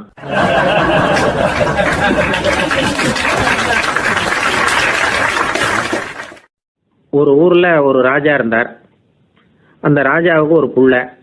அந்த புள்ளைக்கு விவரமே தெரியாது. அவன் ஒரு முட்டாளுங்கிறது எல்லாருக்கும் தெரியும். ஆனாலும் அவன் தான் அடுத்தபடியாக ஆட்சிக்கு வர வேண்டியவன். ஆட்சி பொறுப்பை ஏற்க வேண்டிய ஒருத்தன் இப்படி இருந்தால் என்ன பண்ணுறது அப்படிங்கிறது எல்லாருக்கும் உள்ள கவலை. மன்னர் அமைச்சர்களை கூட்டினார், ஆலோசனை கேட்டார் என்ன பண்ணலாம்னு. இவனை இன்னொரு நாட்டு பல்கலைக்கழகத்துக்கு அனுப்பி பார்க்கலாம், அங்கே போய் படிச்சுட்டு வரட்டும், நிறைய படிச்சுட்டு நல்ல ஞானத்தோடு திரும்பி வரட்டும், அதுக்கப்புறம் பார்த்துக்கலாம் அப்படிங்கிறது அவங்க சொன்ன ஆலோசனை. மன்னருக்கும் அது சரின்னு தோணுச்சு. மகனை வெளி தேசத்துக்கு அனுப்பி வச்சார். இவனும் போனான், ஒரு பல்கலைக்கழகத்தில் சேர்ந்தான், நிறைய படித்தான். அதுக்கப்புறம் தந்தைக்கு ஒரு கடிதம் எழுதினான். தந்தையே, நான் நிறைய படிச்சுட்டேன், இனிமேல் நாடு திரும்பலாம்னு நினைக்கிறேன் அப்படின்னு எழுதினான். மன்னருக்கு ரொம்ப மகிழ்ச்சி. அதாவது புள்ள படிச்சுட்டான் அப்படிங்கிற ஆனந்தம். உடனே பையன் திரும்பி வர்றதுக்கு ஏற்பாடு பண்ணார். இளவரசன் நாடு திரும்பினான். அதை கொண்டாடுறதுக்காக அரண்மனையில் ஒரு பெரிய விருந்துக்கு ஏற்பாடு பண்ணியிருந்தாங்க. முக்கியமானவங்கள்லாம் அதில் கலந்துக்கிட்டாங்க. அந்த விருந்துக்கு முனிவர் ஒருத்தரும் வந்திருந்தார். அவர் இளவரசன்கிட்ட போய் உட்காந்து விசாரிக்கிறார். என்னப்பா, எப்படி படிச்சிருக்கிற அப்படின்னு கேட்டார். நிறைய படிச்சுட்டு வந்திருக்கிறேங்க அப்படின்னா. அவன் என்னெல்லாம் படித்த அப்படின்னாரான். எல்லாத்தையும் விவரமாக சொல்லியிருக்கிறான். அவன் அப்படி சொல்லிட்டு இருக்கும் பொழுதே முனிவர் என்ன பண்ணார், தன்னுடைய மோதிரத்தை கழட்டி உள்ளங்கையில் வச்சு அப்படியே மூடிக்கிட்டாரான். அப்படியே கையை நீட்டி அவன் முன்னாடி காட்டினார். இதை பாருப்பா, என் கைக்குள்ளே என்ன இருக்குது சொல்லு பார்க்கலாம் அப்படின்னாரான். இளவரசன் ஒரு கணம் யோசிச்சான். அதுக்கப்புறம் உங்கள் கைக்குள்ளே இருக்கிறது வட்டமான ஒரு பொருள், நடுவில் ஒரு துளை இருக்கும் அப்படின்னு நானான். முனிவர் தடைச்சி போட்டார். பையன் பெரிய அறிவாளி ஆகிட்டான் போல இருக்க அப்படின்னு நினச்சிட்டார். அதுக்கப்புறம் கேட்டார், சரி, என் கையில் இருக்கிறது வட்டமான பொருள், நடுவில் துளை இருக்குங்கிறத சொல்லிவிட்டேன், அதோட பேர் என்ன, அதை சொல்லு அப்படின்னாரான். இளவரசன் கொஞ்சம் யோசனை பண்ணியிருக்கான். அப்புறம் சொன்னானா, முனிவரே, நான் படித்த விஞ்ஞானம் உங்களுக்கு பதில் சொல்கிறதுக்கு உதவலை, இருந்தாலும் பதில் சொல்கிறேன், அது ஒரு வண்டி சக்கரம் அப்படின்னானா. இப்போதான் முனிவர் யோசிச்சாராம். அவருக்கு புரிஞ்சுதான், அதாவது முட்டாளை படிக்க வைக்கலாம், ஆனால் சிந்திக்க வைக்க முடியாது அப்படிங்கிறத அவர் புரிஞ்சுக்கிட்டாராம். தகவல் அறிவு ஞானமாகாது அப்படிங்கிறார் ஓஷோ. ஏன்னா தகவல்கள் மாறுதலை ஏற்படுத்துறதில்லை, ஆனால் ஞானம்ங்கிறது மாறுதலால் உண்டாகக்கூடிய ஒன்று. அதுதான் ரெண்டுக்கும் உள்ள வித்தியாசம். மனம் சரியான வழிக்கு வரணும், அதுக்கப்புறம் படிக்கிற கல்வி தான் உண்மையான கல்வி. சரி, மனம் சரியாக வர்றதுக்கு என்ன வழி அப்படின்னு கேட்டால், மனிதன் முழு மாறுதலுக்கான வழிமுறை தியானம்தான் அப்படிங்கிறார் அவர். அதனால தான் நிறைய படிச்சிருக்கேன்னு சொல்கிறவன் எல்லாம் ஞானம் உள்ளவன் நினச்சிடக்கூடாது. ஒருத்தர் இன்னொரு பெரிய மனிதரை அழைச்சிட்டு அறிமுகப்படுத்தினாராம். சார் நிறைய படிச்சிருக்கார், 3 MA வாங்கியிருக்கார், ஆனால் ஒரு விஷயம், அப்பப்போ கொஞ்சம் திருடுவார், அவ்வளவுதான், மற்றபடி அவர் ஒரு பெரிய அறிவாளி தான் அப்படின்னாராம்.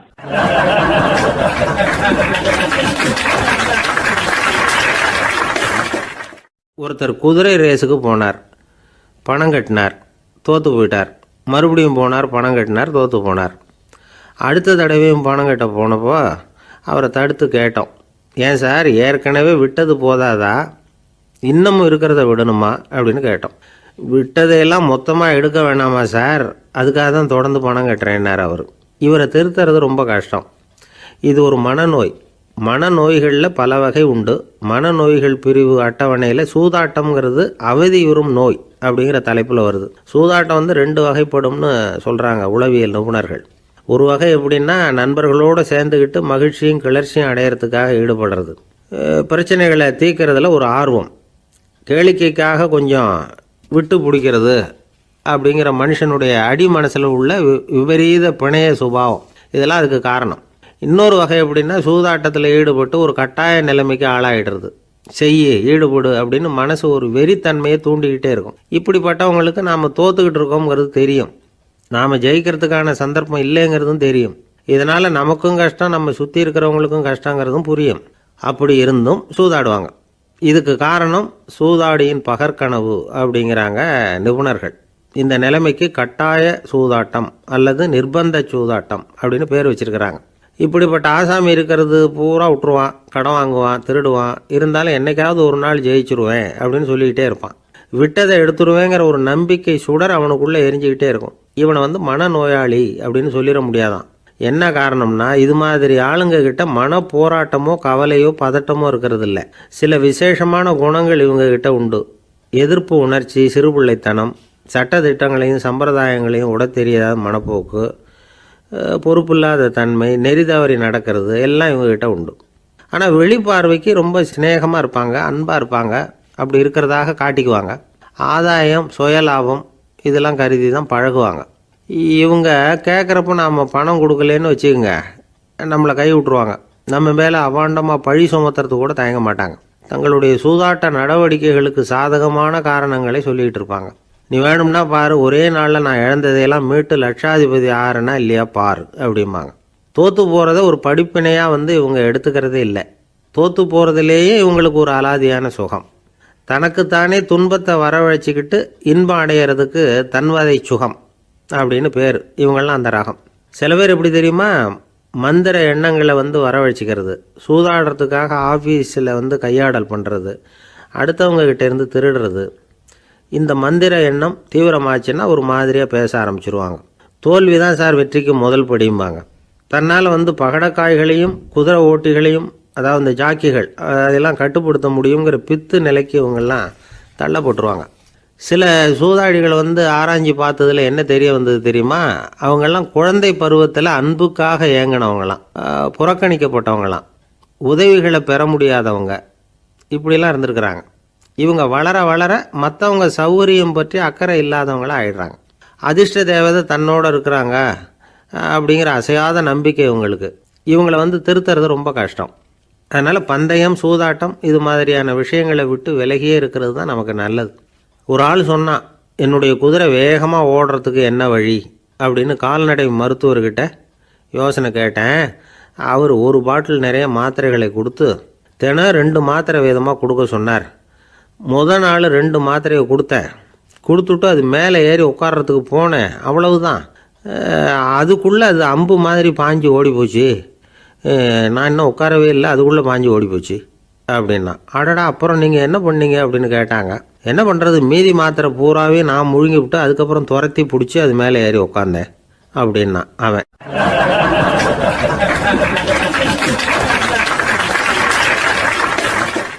ஒரு ஊரில் ஒரு மன்னர் இருந்தார். அந்த ஊரில் அடிக்கடி சேவல் சண்டை நடக்கிறது வழக்கம். அரண்மனையில் ஒரு ஆள் இருந்தான். மன்னருக்காக அவன் ஒரு சேவல் வாங்கிட்டு வந்தான். சண்டை போடுறதுக்காக அந்த சேவலை தயார் பண்ணிகிட்டு இருந்தான். கொஞ்ச நாள் ஆச்சு. மன்னர் அந்த ஆளை கூப்பிட்டார். என்னப்பா, சேவல் தயாராகிட்டுதா அப்படின்னு கேட்டார். இன்னும் அது தயாராகல மன்னா, இன்னும் வளரல, அதுக்கான தகுதி இன்னும் அதுக்கு வரல அப்படின்னா. எதனால் அப்படி சொல்கிறேன்னாரு. கோபம் ரொம்ப கடுமையாக இருக்குது அப்படின்னா. சரி அப்படின்னு விட்டுட்டார். மறுபடியும் கொஞ்ச நாள் ஆச்சு. இப்போ எப்படி நிலைமை, சேவல் தயாரா அப்படின்னார். இன்னும் இல்லை அரசே, மற்ற சேவல் எங்கேயாவது கூவுற சத்தம் கேட்டால் உடனே இது பரபரப்பாயிடுது. பக்கத்தில் ஒரு சேவலின் நிழலை கண்டா கூட இது பரபரப்பாயிடுது அப்படின்னா. சரி, இன்னும் கொஞ்ச நாள் ஆகட்டும்னு விட்டுட்டார். கொஞ்ச நாள் ஆச்சு. இப்போ மறுபடியும் விசாரித்தார். இன்னும் நம்ம சேவலுக்கு அந்த தகுதி வரலமண்ணா, போராட்ட உணர்வு அதுக்கு இன்னும் இருந்துக்கிட்டு தான் இருக்குது. உள்ளே மெதுவாக தான் எரிய ஆரம்பிச்சிருக்குது போராட்ட உணர்வு. அப்படி இருக்கக்கூடாது, அது பற்றி எரிய வேண்டாமா அப்படின்னா. இன்னும் கொஞ்ச நாள் ஆச்சு. இப்போ எப்படின்னு கேட்டார். இப்போ அவன் சொன்னான், மன்னா கிட்டத்தட்ட அது போருக்கு தயாராகிட்டுது அப்படின்னு நினைக்கிறேன்னா. எதனால் அப்படி சொல்கிற அப்படின்னு கேட்டார். மற்ற சேவலின் குரலை கேட்டால் அது அசைகிறதே இல்லை, ஒரு பொம்மை மாதிரி ஆயிடுது. அதுக்கு உள்ள ஒரு நுட்பமான விழிப்புணர்வு வந்துட்டுது. அதனால் அது அமைதியாக இருக்குது, மௌனமாக இருக்குது. இனிமேல் அதுக்கு இணையான சேவலே கிடையாது. வெற்றி பெற அது போராட வேண்டிய அவசியமே இல்லை.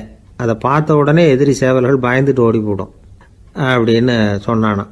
அந்த சேவலை வளர்த்தவர் சி சிங் சு அப்படின்னு பேர். இந்த சுசுகி சொன்ன கதையும் அது. ஞானிகள் என்ன சொல்கிறாங்க தெரியுமா? அந்த சேவலின் ரகசியத்தை நீயும் கற்றுக்கொள், நீ அப்படி ஆயிடு, சண்டை போடாமலே வெற்றிகள் பெறுகிற நுட்பத்தை புரிந்துகொள். இதுதான் ஞானிகள் உபதேசம். ஒரு குருக்கிட்ட ஒருத்தன் போயிருக்கிறான், எனக்கு சண்டை போட கற்றுக் கொடுங்கன்னா. அதுக்கு என்ன செய்யணும்னார். என்ன உங்கள் மாணவனாக சேர்த்துங்கண்ணா. சரி, இப்போ உன்னுடைய பலம் என்னன்னு கேட்டிருக்கார். இப்போ நான் தனி ஆளாக இருந்து ஒரு 100 பேரை சமாளிப்பேன் நானா. சரி அப்படின்னா என்னுடைய மாணவனாக உன்னை சேர்த்துக்கிறேன்ருக்கார். சேர்த்துக்கிட்டார். 6 மாதம் பயிற்சி கொடுத்தார். அதுக்கப்புறம் இவனை கூப்பிட்டு கேட்டார், இப்போ உன்னுடைய திறமை எவ்வளவுன்னு. இப்போ நான் தனி ஆளாக இருந்து ஒரு 50 பேரை சமாளிப்பேன் நானா. இன்னும் உனக்கு பயிற்சி தேவைன்னாராம். தொடர்ந்து சில நுட்பங்களை எல்லாம் சொல்லி கொடுத்துருக்கிறார். 1 வருஷம் ஆச்சு, எல்லாத்தையும் கற்றுக் கொடுத்துட்டார். அப்புறம் கூப்பிட்டு கேட்டார், இப்போ உன்னுடைய திறமை எப்படிப்பா, எதிரிகள் எத்தனை பேரை உன்னால் சமாளிக்க முடியும்னாராம். அவன் சொன்னான், ஐயா எதிரிகளின் பலம் என்னங்கிறத புரிஞ்சிக்காம அதை நான் சொல்ல முடியாதுன்னு நானும். இனிமேல் உனக்கு பயிற்சி தேவையில்லை, போயிட்டு வான்னு அனுப்பி வச்சுட்டாரான். ஒரு உண்மையை நாம் புரிஞ்சுக்கணும். அதாவது அடிக்கிறதுக்கு நமக்கு துணிச்சல் தேவையில்லை, அடிக்காமல் இருக்கிறதுக்கு தான் துணிச்சல் தேவை. அடித்தா திருப்பி அடிக்கிறவன் மன உறுதி உள்ளவன் இல்லை, அடித்தா திருப்பி அடிக்காமல் இருக்கிறான் பாருங்க, அவன் தான் மன உறுதி உள்ளவன். ஒருத்தன் தலை திரிக்க வேகமாக ஓடிக்கிட்டு இருந்தான். நான் எங்கடா ஓடுற அப்படின்னா, எதுக்க வந்தவன். ஒரு சண்டையை நிறுத்தத்தான் இப்படி ஓடுறேன் அப்படின்ட்டுருக்கான். யாருக்கும் சண்டை, எனக்கும் இன்னொரு ஆளுக்கும் சண்டை அப்படின்னு நானா அவன்.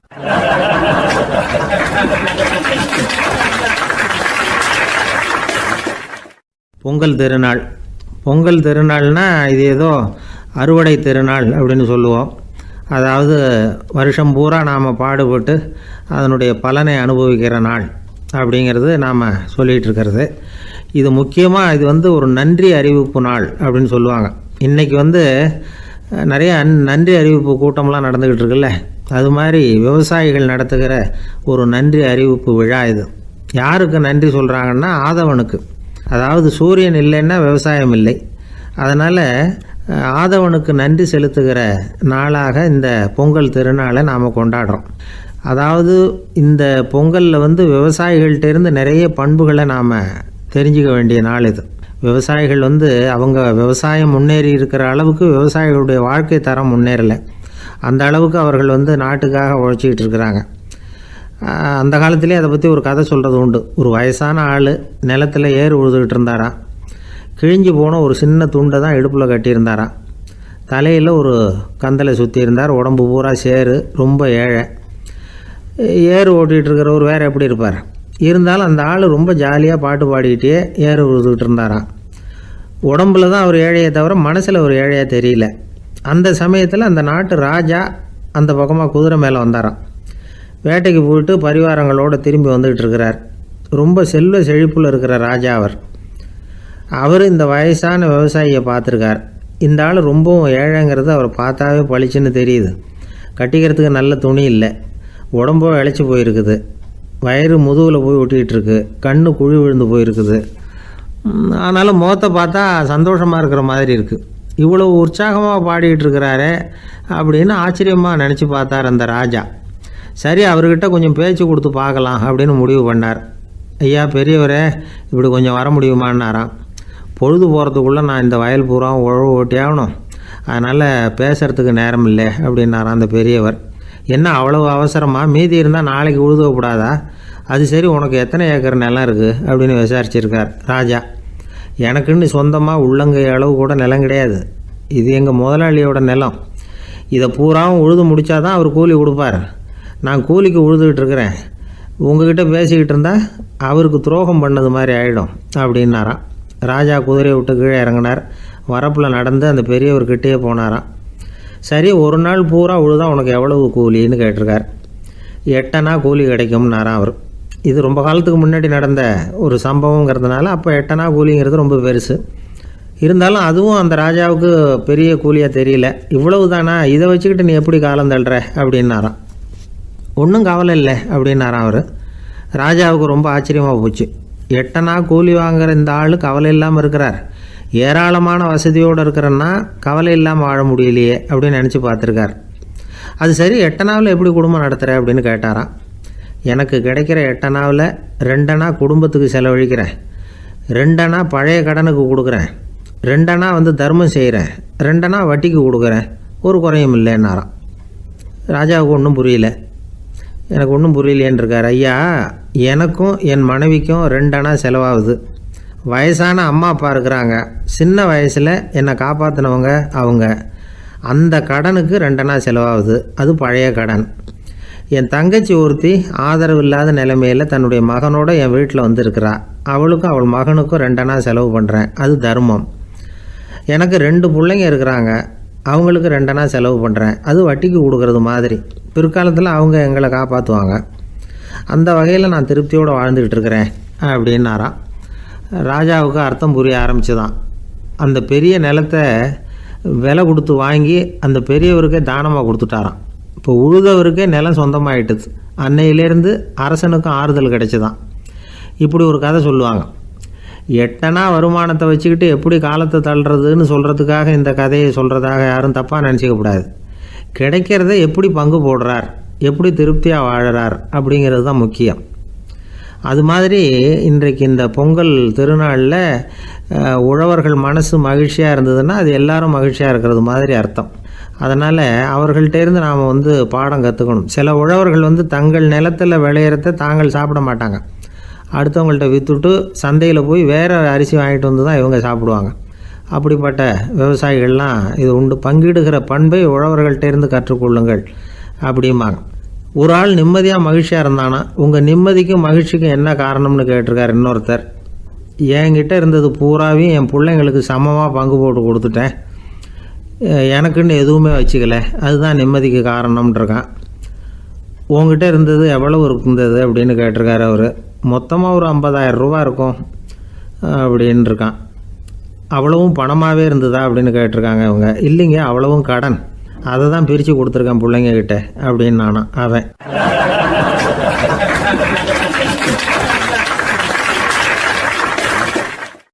எது ரொம்பவும் கஷ்டமான காரியம் அப்படின்னு கேட்டார் ஒருத்தர். ஒருத்தருக்கு ஒருத்தர் சண்டை போடாமல் இருக்கிறது தான் ரொம்ப கஷ்டமான காரியம் அப்படின்னு தோணுது. ஒரு நாட்டுக்கும் இன்னொரு நாட்டுக்கும் சண்டை, நாட்டுக்குள்ளேயே ஒரு குரூப்புக்கும் இன்னொரு குரூப்புக்கும் சண்டை. ஏன் சண்டை போட்டுக்கிறீங்கன்னு கேட்டு பாருங்கள். நாங்கள் சமாதானத்துக்காக தான் சண்டை போட்டுக்கிறோம் அப்படிம்பாங்க. வாழறதுக்காக பிறந்த மனுஷன் லட்சியத்துக்காக உயிரை விட தயார் அப்படின்னு சொல்லிகிட்டு இருப்பான். அப்படி உயிரை விடுறவங்கள நாமளும் பாராட்டுவோம். ஆனால் ஒன்றுமில்லாத விஷயங்களுக்கெல்லாம் சண்டை போடுறவங்களெல்லாம், அப்படிப்பட்டவங்களையும் சரி உயிரை விடுறவங்களையும் சரி என்னென்னு சொல்கிறது. யுத்தங்களாலேயும் சண்டைகளாலேயும் நாம் அடையிறது என்னங்கிறது ஒரு பக்கம் இருக்கட்டும், இழக்கிறது என்ன தெரியுமா? ஏராளமான உயிர்கள். ரத்தம் சிந்துறதுக்கு நான் தயார் அப்படின்னு மார்தட்டி சொல்லலாம். ஆனால் ரத்தம் சிந்தினா உயிர் காத்துக்கிட்டு இருக்க தயார் இல்லை. அதாவது உயிர் நமக்காக காத்துக்கிட்டு இருக்க தயார் இல்லை. இழக்கிற ரத்தத்தை ஈடுகட்டினா தான் உயிரை காப்பாற்ற முடியும். அதனால் இது சம்மந்தமாக ஆராய்ச்சி செய்கிற கட்டாயம் ஏற்பட்டு போச்சு. அதோட விளைவாக புதுசாக ஒன்றை கண்டுபிடிச்சிருக்கிறாங்க. அதுதான் செயற்கை ரத்த பொடி. இப்போ இந்த திடீர் சாம்பார் பொடி, திடீர் ரசப்பொடி, திடீர் காப்பி பொடி இப்படிலாம் சொல்கிறோம்ல, அது மாதிரி இது திடீர் ரத்த பொடி. இஸ்ரேல் ஒரு சின்ன நாடு, மக்கள் தொகை குறைச்சல், அதோட போர்கள் வேறு. அதனால் காயம்பட்டவங்களை காப்பாற்றியே தீர வேண்டிய கட்டாயம். காப்பாற்றணும்னா ரத்த இழப்பை தடுக்கணும். அப்படின்னா உடனடியாக புது ரத்தம் செலுத்தி ஆகணும். திடீர்னு ரத்தம் வேணும்னா எங்கே போகிறது? அதுவும் கிடைக்கிற ரத்தம் சேர்கிற குரூப்பாக இருக்கணும். ஒரு வேடிக்கை பார்த்தீங்களா, நான் வேறு குரூப்பு நீ வேறு குரூப்புன்னு இவன் சண்டை போடுறான். இதில் அடிபட்டவனுக்கு ரத்தம் கொடுக்க போனால் அதுலேயும் அது வேறு வேறு குரூப்பாக இருக்குது. அது ரத்தமும் வேறு வேறு குரூப்புன்னு சொல்லிகிட்டு இருக்குது. எந்த குரூப்பு ரத்தம் வேணும், அது உடனடியாக கிடைக்கலன்னா என்ன பண்ணுறது? இப்படிப்பட்ட கஷ்டம்லாம் நமக்கு வந்துடுது.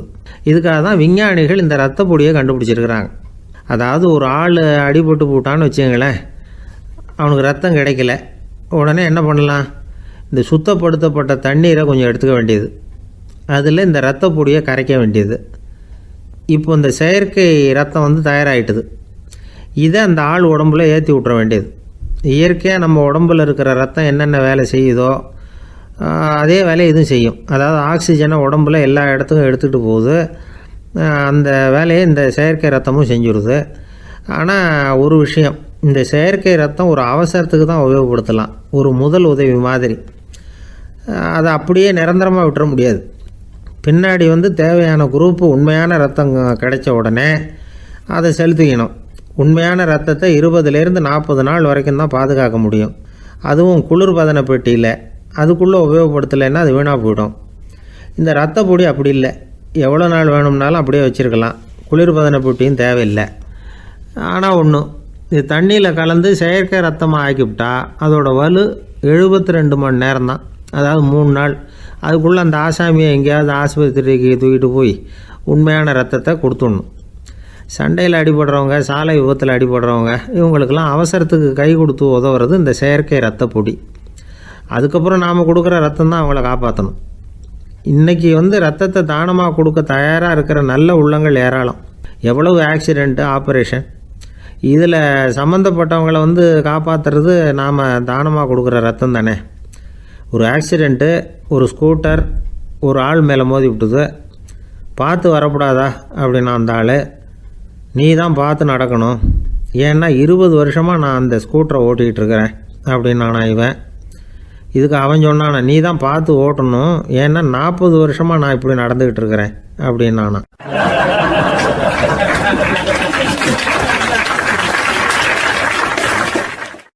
அந்த மரத்தின் உச்சியில் ஒரு பறவை கூடு, ஏதோ ஒரு பறவை கூடு கட்டியிருந்தது. அது என்ன பறவைன்னா ராஜாளி. ஒரு குரங்கு அந்த மரத்து கிளையில தாவி தாவி குதிச்சுக்கிட்டு இருந்தது. அப்போ இந்த கூட்டில் இருந்த முட்டை அது கண்ணில் போட்டுவிட்டுது. அதுக்கப்புறம் அது சும்மா இருக்குமா? விளையாட்டாக ஒரு முட்டையை எடுத்தது, மரத்தை விட்டு கீழே இறங்குச்சு. கீழே ஒரு குப்பை மேட்டில் ஒரு கோழி சில முட்டைகளை அது பாட்டுக்கு இட்டு வச்சிருந்தது. குரங்கு தன் கையில் இருந்த ராஜாளி பறவையோட முட்டையை அந்த கோழி முட்டைகளோட சேர்த்து போட்டுட்டு போயிட்டுது. கோழி வந்தது, பார்த்தது, அதுக்கு ஒன்றும் வித்தியாசம் புரியல. தன்னுடைய முட்டைகளோடு சேர்த்து அந்த ராஜாளி முட்டையையும் சேர்த்து அடைகாத்துது. கொஞ்ச நாளில் குஞ்சுகள்லாம் பொரிச்சுது, எல்லாம் முட்டை விட்டு வெளியில் வந்தது. ராஜாளி பறவையோட குஞ்சு அந்த கோழி குஞ்சுகளோடவே சேர்ந்து வளர்ந்தது. மற்ற கோழி குஞ்சுகள் போலவே இதுவும் குப்பையை கிளறிச்சு புழு பூச்சிகளை சாப்பிட்டுது. காக்கைகள் தாக்கிறதுக்கு வந்ததுன்னா மற்ற கோழி குஞ்சுகள் மாதிரியே இதுவும் பயந்து போய் தாய் கோழியின் சிறகுகளுக்கு உள்ளே வந்து ஒளிஞ்சிக்கும். இப்படியே கொஞ்ச காலம் போச்சு. குஞ்சுகள்லாம் வளர்ந்து பெருசாகிட்டுது. சிலது சேவல்களாச்சு, சிலது கோழிகளாச்சு. அந்த ஒன்று மட்டும் ராஜாளி ஆச்சு. ஆனால் ஒரு விஷயம், தான் ஒரு ராஜாளிங்கிறது அந்த பறவைக்கு தெரியாது. தன்னையும் ஒரு கோழின்னே அது நினச்சிக்கிட்டு இருக்கு. அப்படி நினச்சிக்கிட்டு குப்பை மேட்டை கிளறிக்கிட்டு இருக்கு. ஒரு நாள் சாயந்தர நேரம் இந்த ராஜாளி பறவை கீழே அது பாட்டுக்கு வழக்கம் போல் குப்பையை கிளறிக்கிட்டு இருக்குது. அப்போது அண்ணாந்து பார்க்குது. வானத்தில் உயரத்தில் கூட்டமாக ராஜாளி பறவைகள் உல்லாசமாக வட்டம் அடித்து பறந்துக்கிட்டு இருக்கு. அதை இது பார்க்குது. இதுக்கு மனசுக்குள்ளே ஏக்கமாக போச்சான். அப்போது இதுக்கு ஆண்டவன் பேரில் கோபம் வந்துதான். ஆண்டவனுக்கு என் பேரில் ஏன் இந்த ஓர வஞ்சனை? என்னையும் ஒரு ராஜாளியாக படைச்சிருந்தா நானும் கூட இந்நேரம் ஆகாயத்தில் உல்லாசமாக பறந்துக்கிட்டு இருப்பேனே அப்படின்னு நினச்சி வருத்தப்பட்டு தான். இது வேடிக்கையாக இருக்குல்ல. ஒரு வகையில் பார்த்தா நாம் கூட இந்த ராஜாளி பறவை மாதிரி தான் வாழ்ந்துக்கிட்டு இருக்கோம் அப்படிங்கிறார் ஒரு உளவியல் நிபுணர். நம்மால் எவ்வளவு வேலை செய்ய முடியும் அப்படின்னு நாம் நினச்சிக்கிட்டு இருக்கிறோமோ அதை விட பல மடங்கு நம்மால் வேலை செய்ய முடியுமா? பல மடங்கு வேகமாகவும் வேலை செய்ய முடியும் அப்படிங்கிறார் அவர். நம்முடைய முழுமையான பலம் என்னங்கிறது நமக்கே தெரியறதில்ல. அதுதான் கஷ்டம். நம்முடைய பலம் தெரியாததுனால தான் நாம் எதுக்கு எடுத்தாலும் பயந்துக்கிட்டு இருக்கிறோம். ஒரு ஆள் இருந்தான். அவனுக்கு எப்படின்னா கோழியை கண்டா பயப்படுவான். ஏன் கோழியை கண்டா பயம்னா, அவனுக்கு மனசுக்குள்ள தான் ஒரு புழுன்னு நினைப்பு. தன்னை ஒரு புழுவாக நினைக்கும் பொழுது, புழுன்னா கோழி வந்து கொத்துமில்ல, அதனால கோழியை கண்டு பயப்பட ஆரம்பிச்சிட்டான். இவன் நடுங்கிடுவான். எதிரில் கோழி வந்ததுன்னா உடம்பு பூரா நடுங்க ஆரம்பிச்சிடும். வீட்டில் இருக்கிறவங்க பார்த்தாங்க. இவனை அழைச்சிட்டு போய் ஒரு மனநோய் மருத்துவமனையில் சேர்த்துட்டாங்க. அங்கே உள்ள டாக்டர் இவருக்கு சிகிச்சையெல்லாம் கொடுத்தார்.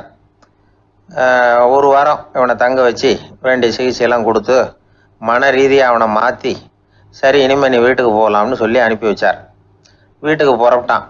அப்போ சொன்னார், இதை பாருப்பா, நீ வீட்டுக்கு போகலாம், நேராக வீட்டுக்கு போ, நல்லா ஞாபகம் வச்சுக்கோ, இனிமே நீ ஒரு புழு கிடையாது, மனுஷன், தைரியமாக புறப்படு, போயிட்டு வா அப்படின்னு சொல்லி வழி அனுப்பி வச்சார். சரிங்க டாக்டர்னு சொல்லிவிட்டு இவன் புறப்பட்டு போனான்.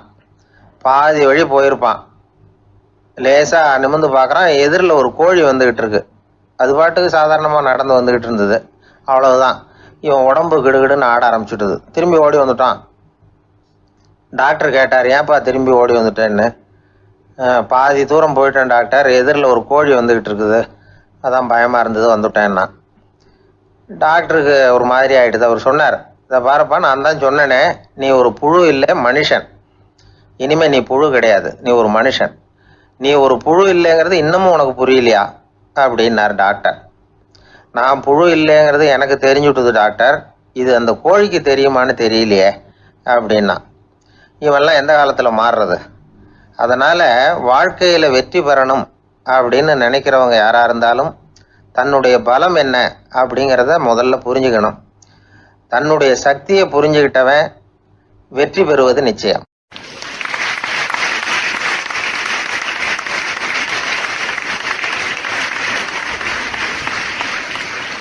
ஒருத்தர் அவசரமாக போய்கிட்டு இருந்தார். எங்கே போய்கிட்டு இருக்கீங்க அப்படின்னு கேட்டார் ஒரு பெரியவர். கடைக்கு போகிறேன் சார், சாமான் வாங்கிறதுக்கு அப்படின்னார். அங்கே போகிறதுக்கு முன்னாடி தெரிஞ்சிக்க வேண்டியதெல்லாம் தெரிஞ்சுக்கிட்டீங்களா அப்படின்னு கேட்டார் பெரியவர். கடைக்கு போய் காசை கொடுத்து ஒரு பொருளை வாங்கிட்டு வரப்போகிறோம், இதில் தெரிஞ்சிக்க வேண்டியது என்ன இருக்குது அப்படின்னார் அலட்சியமாக. இப்போ அந்த பெரியவர் பேச ஆரம்பித்தார். இந்த உலகத்தில் எந்த ஒரு செயலில் இறங்குறப்போவும் நாம் நல்லா ஆலோசனை பண்ண வேண்டிய விஷயம் 5 அப்படின்னார். உதாரணமாக, ஒருத்தன் கடைக்கு போய் ஏதோ ஒரு பொருளை வாங்கிட்டு வர போகிறான்னு வச்சுக்கோங்களேன். அப்போ கூட அவன் 5 விஷயங்களை பற்றி தெரிஞ்சுக்க வேண்டியிருக்குது அப்படிங்கிறார் அவர். முதல்ல அந்த பொருள் எப்படிப்பட்டது அப்படிங்கிறத தெரிஞ்சுக்கணும். ரெண்டாவதாக தன்னை பற்றியும் தெரிஞ்சுக்கணும். அப்போ தான் அந்த பொருள் தனக்கு தேவையா இல்லையா அப்படிங்கிறத புரிஞ்சுக்க முடியும். மூணாவதாக தெரிஞ்சுக்க வேண்டியது ஒன்று இருக்குது. அது என்னன்னா, அந்த பொருளை அடையறதுக்கு வழி என்ன அப்படிங்கிறது தெரிஞ்சுக்கணும். அதாவது எவ்வளவு பணம் கொடுத்தா அது கிடைக்கும், இது மாதிரியான விஷயங்கள். நாலாவதா, அந்த பொருளை அடையிறது மூலமாக நாம் அடையக்கூடிய பயன் என்ன அப்படிங்கிறதையும் உணரணும். அஞ்சாவது, அந்த பொருளை அடையிறதுல இருக்கக்கூடிய தடை எது அப்படிங்கிறதையும் நாம் தெரிஞ்சுக்கணும். பெரியவர் பேசுறது ஏதோ தத்துவம் மாதிரி தெரியுது இல்லையா? தத்துவம் தான். அதாவது இப்படி உலகியல் வாழ்க்கையில் சின்ன சின்ன விஷயங்கள்லேயே நாம் 5 விஷயங்களை தெரிஞ்சுக்க வேண்டி இருக்குது. அது ரொம்ப அவசியமாக இருக்குது. பேரின்ப நிலைன்னு சொல்கிறாங்கல்ல, அது மாதிரி பெரிய சமாச்சாரங்கள்லேயும் இந்த 5 விஷயங்களை நாம் தெரிஞ்சுக்க வேண்டியிருக்குது. அதுக்கு பேர் என்னன்னா அர்த்த பஞ்சகம். வைணவ சமயத்தில் அர்த்த பஞ்சகம்ங்கிறது ரொம்ப பெரிய விஷயம். கடைக்கு போகிறது மாதிரி கடவுளை பார்க்க போகிறப்போ நாம் 5 விஷயங்களை தெரிஞ்சுக்கணுமா. முதல்ல பரம்பொருள் அப்படிங்கிறது என்ன, அதோட தன்மைகள் என்ன, இதை தெரிஞ்சுக்கணும். இதுக்கு பேர் என்னன்னா பரமாத்ம ஸ்வரூபம் அப்படின்னு பேர். ரெண்டாவது, நாம யாரு, நம்மோட தன்மை என்ன அப்படிங்கிறத தெரிஞ்சுக்கணும். நான் யாருன்னு எனக்கே தெரியலங்கிறப்போ இதை நான் சொல்கிறேன்னா இது என்னுடையதுன்னு சொல்கிறது தப்பு தானே. அப்புறம் மூணாவது விஷயம், பரம்பொருளை நாம் அடையிறதுக்கு வழி எது, இதை தெரிஞ்சுக்கணும். இது உபாய ஸ்வரூபம் அப்படின்னு பேர். நாலாவது விஷயம், நாம் அடைய வேண்டிய பயன்கள் என்ன அப்படிங்கிறது தெரிஞ்சுக்கிறது. இதுக்கு புருஷார்த்தம் அப்படின்னு பேர். அஞ்சாவது, அந்த பயனை அடைய விடாமல் தடுக்கிற தடைகள் யாவை அப்படிங்கிறது தெரிஞ்சுக்கிறது. இது விரோதி ஸ்வரூபம். இதைத்தான் தடையியல் அப்படின்னு சொல்றாங்க. அதாவது பரமாத்மாவை பற்றிய அறிவு, ஜீவாத்மாவை பற்றிய அறிவு, உபாயம் பற்றிய அறிவு, புருஷார்த்தம் பற்றிய அறிவு, இந்த 4 அறிவுக்கும் எதிரடையா, அதாவது அதையெல்லாம் தப்பா புரிஞ்சுக்கிறதால உண்டாகக்கூடிய அறிவு விரோதி ஸ்வரூபம். என்ன இது தகவலில் ஏதாவது கதை சொல்லுவீங்கன்னு பார்த்தா ஏதோ தத்துவம் பேசிக்கிட்டு இருக்கிறீங்களே அப்படின்னு நினைக்கலாம். இதுவும் தெரிஞ்சுக்க வேண்டிய ஒரு பெரிய விஷயந்தான். காதில் போட்டு வச்சா எப்போவாவது உபயோகப்படும். என்னுடைய நண்பர் ஒருத்தர் ஒரு நாள் என்கிட்ட சொன்னார், சார், அடுத்த மாதம் தஞ்சாவூரில் ஒரு கல்யாணம், போகிறதா வேண்டாமா அப்படின்னு ஒரே குழப்பமா இருக்கு அப்படின்னார். நான் உடனே இந்த அர்த்த பஞ்சக உபதேசம் பண்ண ஆரம்பித்தேன். அவர் எல்லாத்தையும் பொறுமையாக கேட்டுவிட்டு, சரி சார், நான் போகிறதுன்னு முடிவு பண்ணிவிட்டேன்னார். எப்படி இந்த முடிவுக்கு வந்தீங்க அப்படின்னு கேட்டேன். அவர் சொன்னார், சார், அந்த 2வது பாயிண்ட் ஒன்று சொன்னீங்களே, அதை புரிஞ்சுக்கிட்டதுக்கு அப்புறம்தான் இந்த முடிவுக்கு வந்தேன் அப்படின்னார். என்ன 2வது பாயிண்ட்டுன்னு?